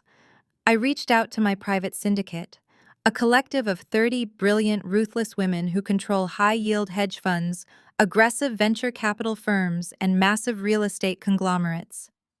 They pooled $50 million of untraceable offshore shadow funds in less than 48 hours. We did not just freeze your Titan Logistics payout. We bought the entire company." Harold staggered backward, clutching his chest as if he had taken a physical bullet to the heart. He looked at the thick binder resting on the glass table. The silence in the boardroom was absolute, broken only by the ragged, panicked breathing of my brother-in-law. Harold slowly lifted his gaze from the 400-page binder to my face, his eyes wide with a horrifying realization. He was not looking at his obedient daughter anymore. He was staring at the executioner of his entire manufactured reality.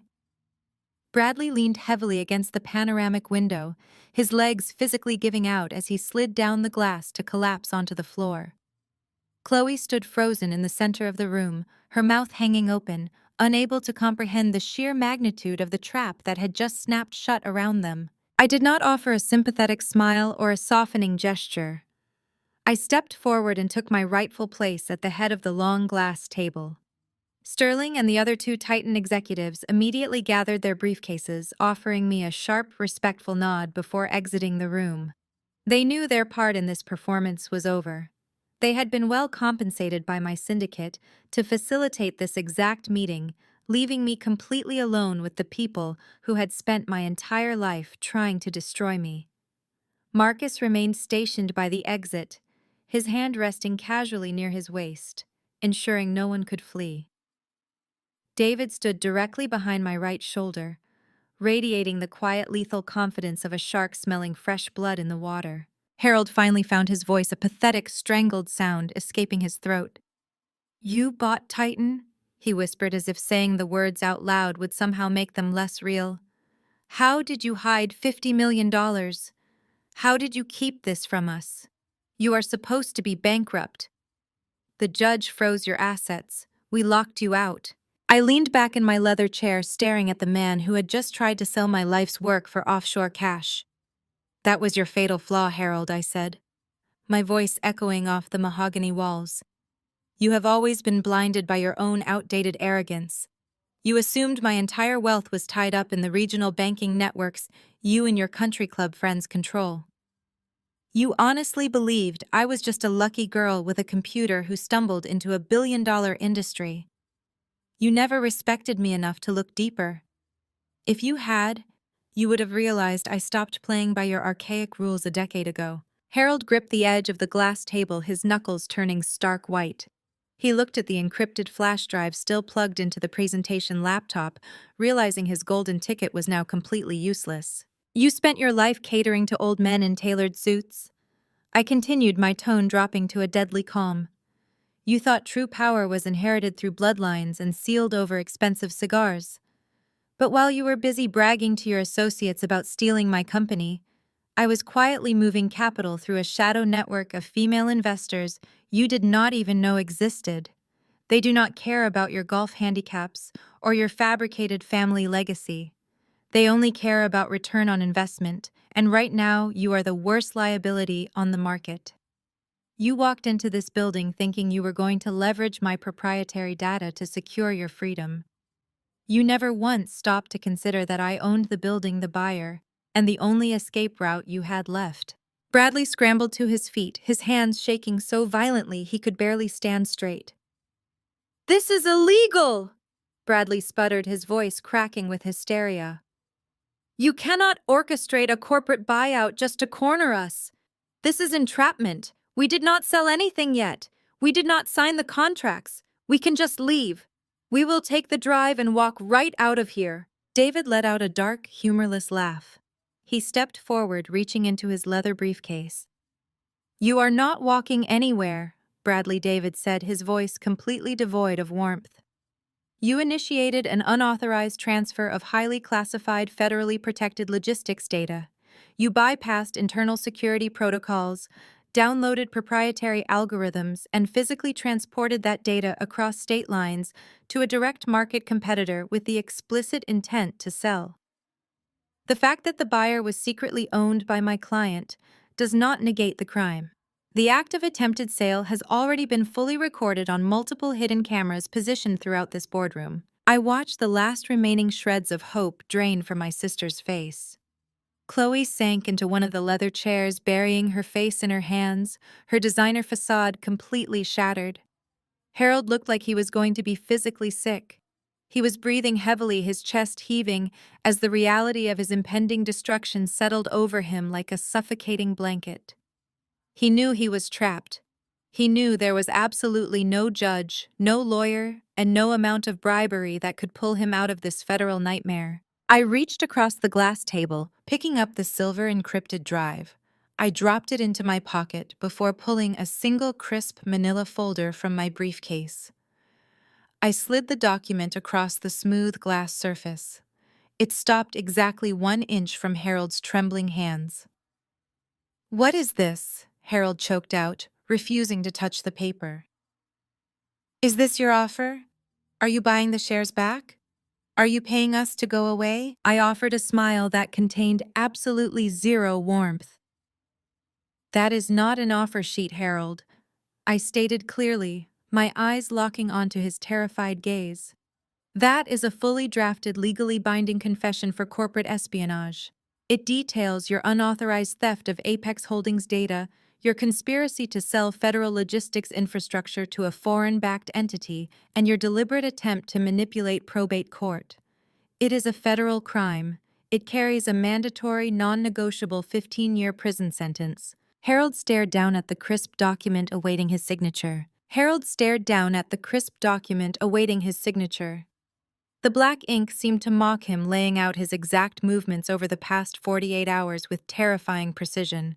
He looked up at me, his eyes wide and bloodshot, searching for any hint of hesitation or mercy. He found absolutely none.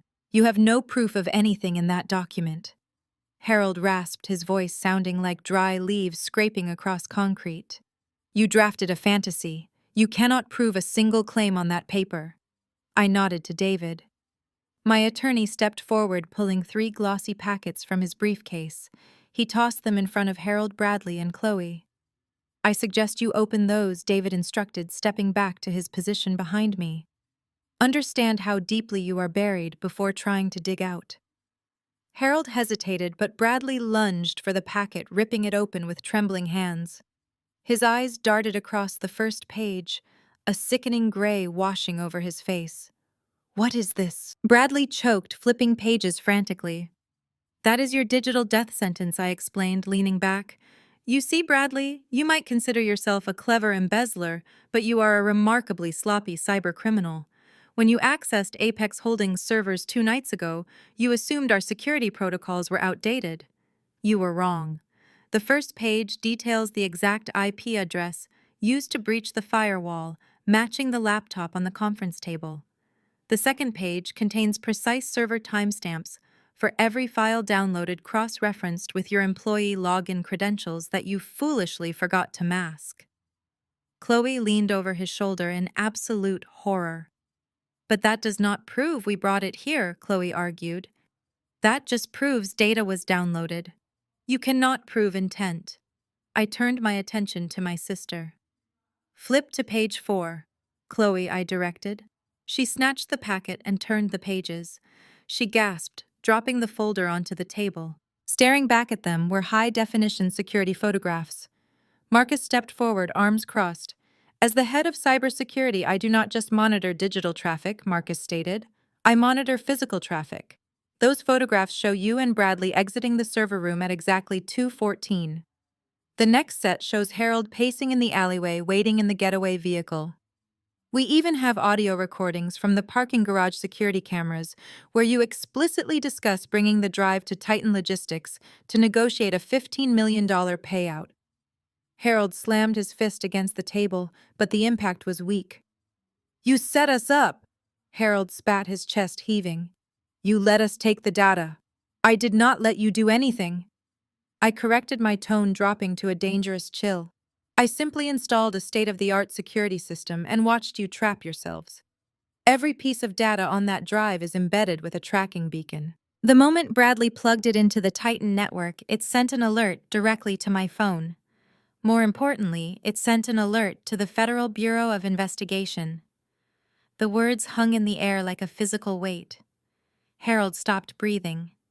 Bradley gripped the table edge to keep himself from collapsing. "The FBI Cyber Crimes Division was briefed on this attempted theft yesterday morning," I continued. "They have been monitoring the tracking beacon alongside my team. They know exactly what is on that drive, and they know what you intended to do with it. Corporate espionage involving international algorithms is a federal offense. You are not facing a slap on the wrist or civil lawsuit.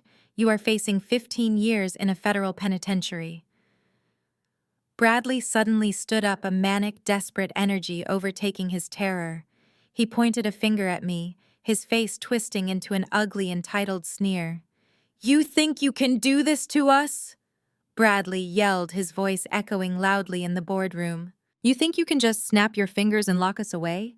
You are nothing, Maya. You are a little upstart who got lucky. We are the establishment. I know half the judges in this state. I play golf with city councilmen. I belong to the most exclusive country clubs in the Northeast." Bradley began pacing, his arrogance temporarily masking his fear. "I am going to call my friends," he threatened, pulling his phone from his pocket. "I will call the press. I will spin this entire narrative. I will tell them you orchestrated a hostile takeover using illegal shadow funds. I will say you framed your own family to consolidate power. By the time my country club friends and their media connections are done with you, you will be facing federal charges. You will be ruined in the press, Maya. Your reputation will be destroyed. White-collar crimes require white-collar connections to prosecute, and you do not have the pedigree to take us down." I watched him rant, completely unbothered by his desperate display of unearned privilege. He was clinging to the only currency he understood, believing his social status could shield him from hard evidence. He thought the rules did not apply to him because they never had before.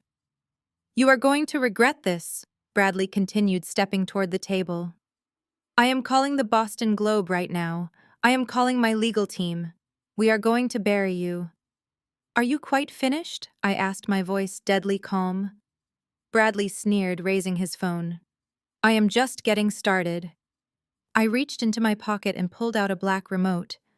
I pressed the single silver button in the center. "You do not have any connections that can save you now, Bradley," I said. The heavy mahogany doors at the back of the boardroom swung open with a loud crash.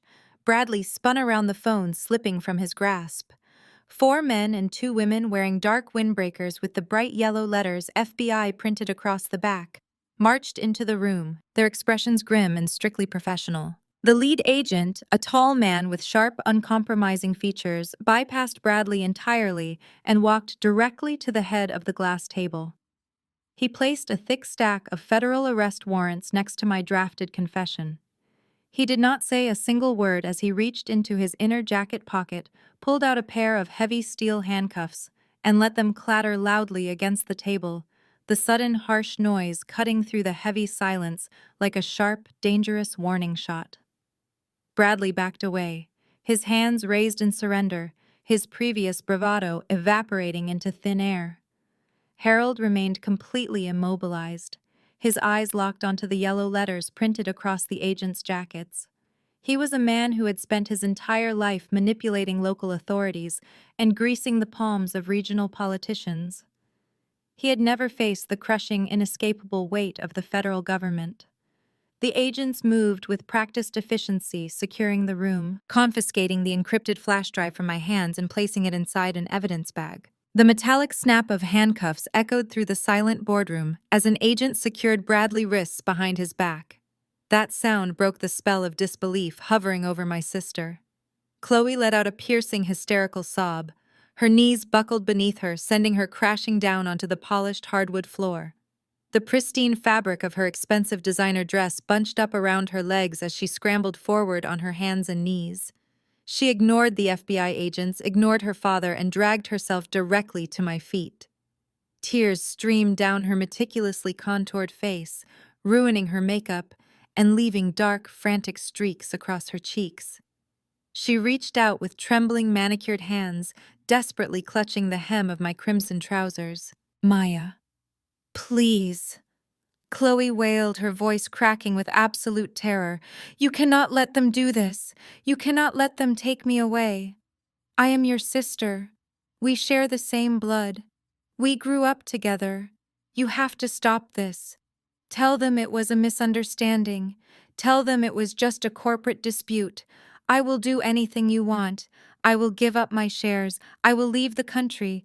Just please, Maya, remember that we are family." I looked down at her, feeling absolutely nothing. The woman sobbing at my feet was a stranger wearing the face of a childhood tormentor. I stepped back, forcing her to release my trousers. Her hands slapped against the floorboards. "We are not sisters, Chloe," I said, my voice echoing coldly above her ragged breathing. "Sisters protect each other.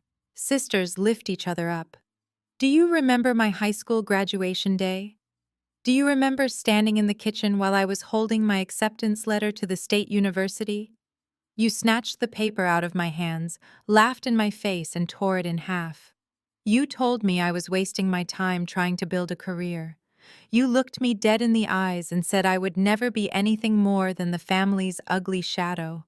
You told me I was destined to serve you and your future husband, that I existed solely to make you look better by comparison. You did not see a sister that day. You saw a servant." Chloe gasped for air, her face pale as the memory struck her. "I did not mean it," she pleaded, shaking her head wildly. "I was young, I was stupid, I was just repeating what Harold always said about you." "And you spent the next 15 years living by those exact words," I countered, kneeling down slightly to ensure she heard every single syllable. "You happily spent the money Harold embezzled from my trust fund. You eagerly participated in the fraudulent takeover of Apex Holdings. You walked into this building today fully prepared to sell my life's work to a foreign syndicate just to maintain your country club membership and your luxury vacations. You were perfectly fine with casting me into the dark. Now you get to experience what the shadows actually feel like. Chloe collapsed completely, pressing her forehead against the floorboards, her wails echoing off the glass walls. Harold stared at me, his jaw trembling, unable to summon a single word of defense for his favorite child.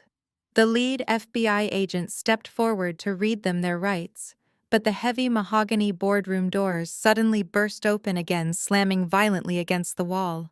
Patricia stood in this doorway, gasping for air. Her normally immaculate hair was windblown and disheveled. Her tailored suit jacket was wrinkled, and she was clutching her pearl necklace with a white-knuckled grip. She had clearly bypassed Titan logistics security, driven by pure panic after fleeing the courthouse chaos. She marched into the room ready to demand answers from Harold, ready to scream at him for abandoning her with the judge. Then she saw the federal agents. She saw the handcuffs secured tightly around Bradley's wrists. She saw Harold standing paralyzed, his face drained of all color, staring at a stack of federal arrest warrants. Finally, her gaze drifted down to the floor. She saw her golden child, her perfect daughter, sobbing uncontrollably in a crumpled heap at my feet. Patricia let out a strangled, breathless gasp. The arrogant matriarch, who had spent decades treating me like a disease, who had orchestrated my exclusion from every family event, who had cheered when Harold locked me out of my own company, suddenly realized her empire was completely gone. The country club lunches, the charity galas, the inherited prestige, everything she valued had just been incinerated. Patricia fell to her knees. She did not rush to comfort Chloe. She did not look at Harold. She crawled across the boardroom floor, mirroring her daughter's desperate posture until she reached the spot right in front of me. She tilted her head up, her eyes wide with a frantic begging desperation.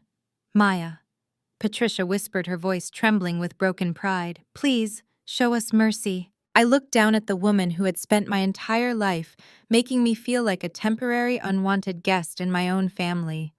Patricia was kneeling on the cold hardwood floor, her expensive pearls practically brushing the toes of my heels, her tear-streaked face turned upward in a pathetic display of submission. She was begging for the very thing she had never once shown me: mercy. Mercy is a privilege reserved for people who make honest mistakes. "Patricia," I said, my voice echoing off the glass walls of the boardroom, "you did not make a mistake. You made a calculated, malicious choice to destroy me. You orchestrated a fraudulent takeover. You forged legal documents. You sat in upscale restaurants drinking champagne while actively plotting to steal my life's work. You do not get to ask for mercy just because you finally got caught." I stepped back, forcing her to look up higher to meet my gaze. The FBI agents standing around the room remained perfectly still, a silent, terrifying audience to the collapse of the Apex Empire.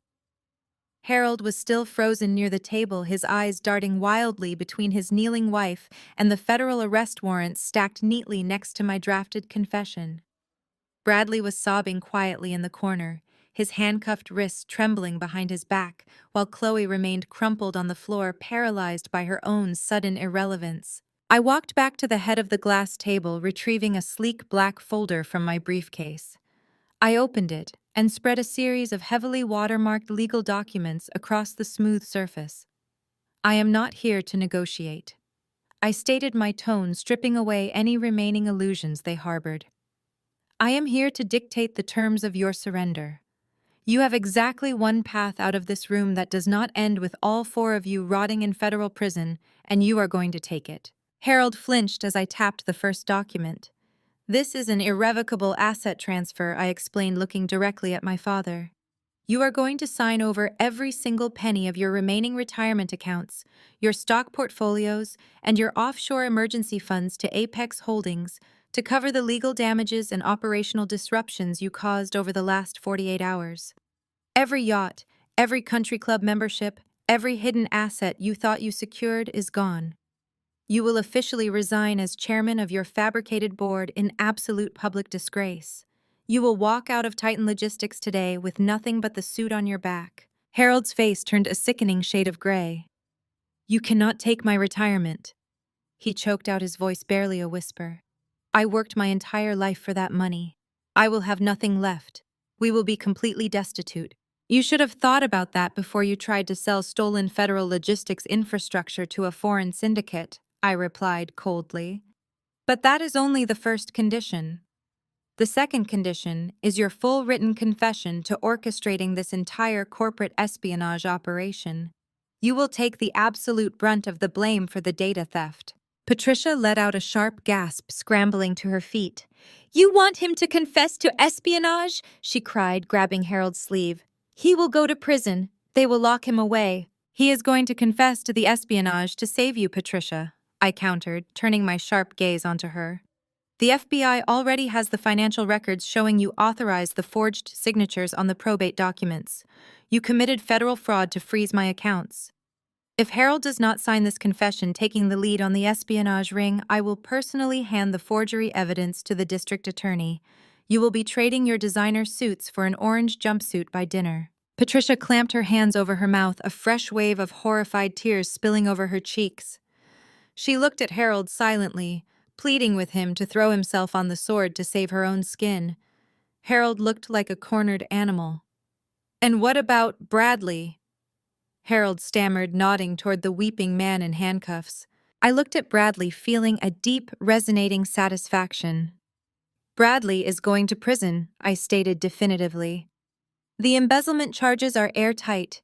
He actively stole from client accounts and helped facilitate the data breach today. There is no deal for him. He will serve his time, and he will serve it knowing his arrogant greed put him there.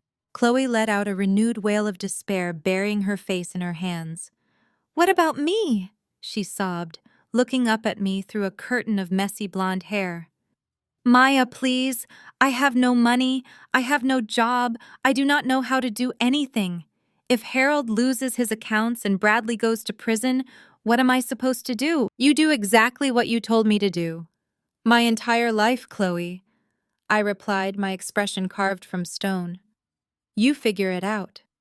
You walk away from this table with absolutely nothing. No trust fund, no allowances, no luxury apartments paid for by stolen money. You get to enter the real world and survive on your own merit. Let us see how far your socialite connections get you when you cannot afford to buy the drinks. I stepped back from the table, checking the heavy silver watch on my wrist. David stepped forward, uncapping a premium fountain pen and placing it precisely next to the signature line of the non-disclosure and surrender agreement. This is your final choice, I announced, my voice slicing through their collective weeping. You sign this non-disclosure and surrender agreement, accepting absolute financial ruin and disgrace, or I instruct these federal agents to execute the warrants on all four of you right now. I am offering you 60 seconds, Harold. Sign the papers to end this nightmare, or federal prison will officially become your new family home. The silence in the boardroom was deafening, punctuated by the rhythmic ticking of the antique grandfather clock. 50 seconds. Harold stared at the silver fountain pen resting beside the stack of surrender documents. His hand hovered over the mahogany table, shaking so violently that his gold cufflinks rattled against the wood. He looked at Patricia, still kneeling on the floor, her eyes wide with begging desperation. She nodded frantically, urging him to throw himself on the grenade to save her from the forgery charges. He looked at Chloe, curled into a fetal position, sobbing into her designer dress. Finally, he looked at the federal agents standing at the perimeter, their expressions carved from granite. 30 seconds. I reminded him, my voice level. The FBI lead agent took a deliberate step forward, resting his hand near his belt. That subtle movement broke whatever resistance Harold possessed. He let out a ragged, defeated breath. His shoulders slumped, the arrogant posture he had cultivated for decades, completely collapsing inward. He reached out and grabbed the silver pen. His fingers gripped the metal tightly as he pressed the nib to the paper. He signed the first page, officially resigning as chairman of Titan Logistics. He flipped to the next page and signed the asset transfer, wiping out his offshore accounts, stock portfolios, and retirement funds. He flipped again, breathing heavily, and signed the confession to corporate espionage. With each stroke of the pen, he dismantled his fabricated empire. He dropped the pen onto the glass table. It rolled and clinked against the federal warrants. "It is done," Harold whispered, refusing to look up. "You took everything." "I took back exactly what belonged to me," I corrected coldly. David immediately stepped forward, gathering the signed documents and placing them securely inside his leather briefcase. The lead FBI agent nodded to his team. Two agents grabbed Bradley by his arms and hauled him to his feet. Bradley let out a pathetic shriek, his legs giving out as they dragged him toward the heavy doors. "Wait," Bradley begged, struggling against the cuffs. "Maya, please, I have money. I can pay you back. I will tell them everything he planned." Harold flinched at the immediate betrayal, but I did not even blink. "You already gave them everything they need on camera, Bradley," I stated, watching the agents pull him into the hallway. "Have fun in federal holding." The doors swung shut, cutting off his frantic pleading. Chloe and Patricia were still down on the floor looking like discarded mannequins. "Get up," I commanded. Neither of them moved. I said, "Get up." David stepped forward, his presence alone forcing Patricia to scramble to her feet. She grabbed Chloe by the arm, hauling her crying daughter up from the hardwood floor. They stood before me, stripped of their power, their arrogance, and their stolen wealth. "Your access badges to this building have already been deactivated," I told them, picking up my phone and tapping the screen. "The company cars you drove here are currently being impounded by Apex Security. You will not be driving them home.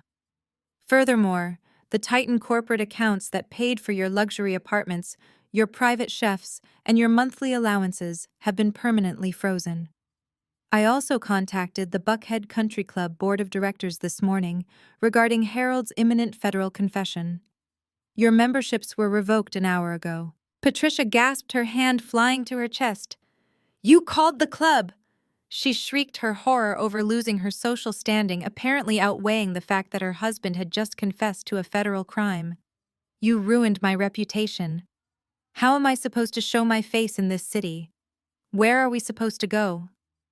How are we supposed to live?" "You will live exactly like the people you spent your entire life looking down upon," I replied, stepping around the table. "You will get a job. You will rent a cheap apartment. You will learn to survive without stealing from your own daughter. Marcus, escort them off my property. If they resist, have them arrested for trespassing." Marcus nodded, stepping toward them. "Let us go," he ordered, gesturing toward the exit. Patricia glared at me, her face twisting into an ugly mask of pure, unfiltered hatred. She grabbed Harold by the arm, roughly yanking him away from the table. Harold stumbled blindly, a broken shell of a man, allowing his furious wife to pull him toward the door.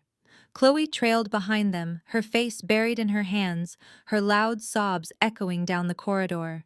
I walked over to the panoramic floor-to-ceiling windows looking out over the sprawling Atlanta skyline. The afternoon sun was glaring, casting sharp shadows across the concrete below. A few minutes later, the glass doors at the front entrance of the building slid open. Patricia, Harold, and Chloe stumbled out onto the hot pavement. They had no security detail, no luxury town cars waiting for them, and no golden parachutes to cushion their fall. They looked completely disoriented, blinking against the harsh sunlight as they realized they had to walk to the street to hail a cab.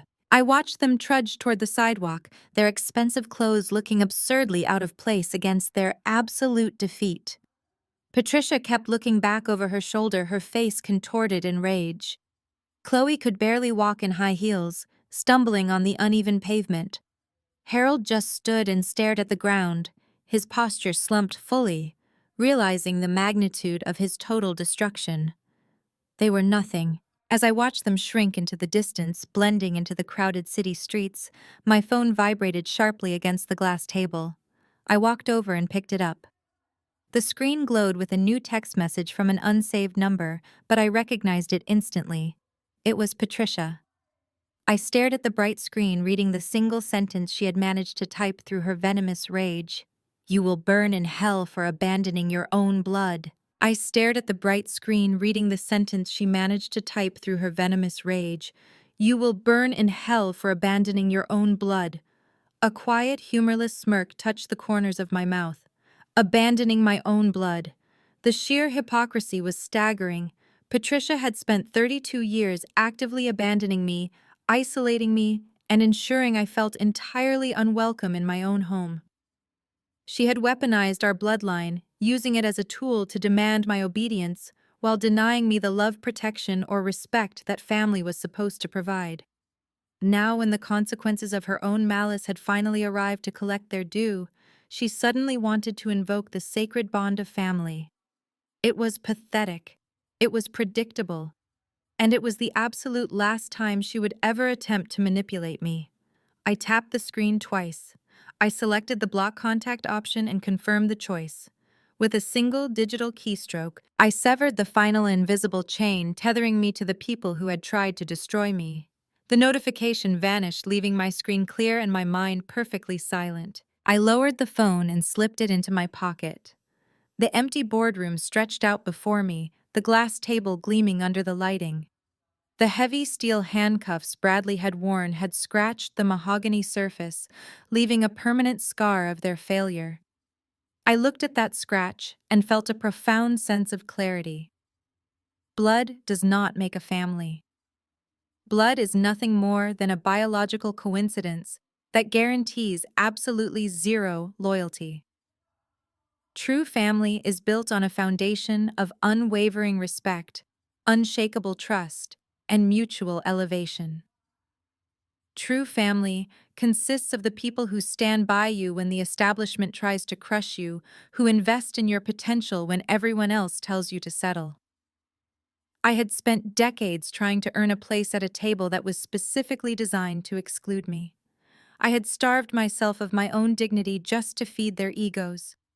But while they were busy keeping me locked out of their fabricated elite circles, I had quietly built my own table. I had filled the seats with brilliant, fiercely loyal individuals who recognized my worth long before I had the capital to prove it. I picked up my briefcase, the leather handle feeling solid and grounding in my grip.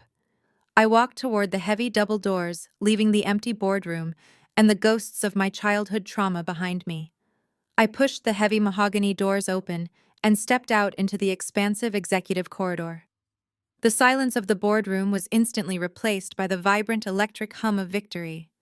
My entire core team was waiting for me in the hallway. David stood near the front, his usual stoic demeanor broken by a rare, genuine smile. Marcus was leaning against the reception desk, giving me a slow, respectful nod. Sterling and the other Titan executives who had facilitated the brilliant trap were gathered nearby holding sparkling champagne flutes. As I stepped fully into the corridor, the applause began. It started with David and Marcus, then rippled outward, growing louder and more resonant as every member of my team joined in. The glorious sound echoed off the marble floors and glass partitions, a powerful rhythmic validation of everything we had achieved together. These were the brilliant minds who had flawlessly executed my vision, the relentless workers who had safeguarded my entire company, and the loyal protectors who had stood firm against Harold's corporate espionage. I did not lower my gaze or offer false modesty. I absorbed the applause, letting the sound anchor me in the reality of my triumph. "Thank you," I said, my voice projecting clearly down the hall. "We secured the future today.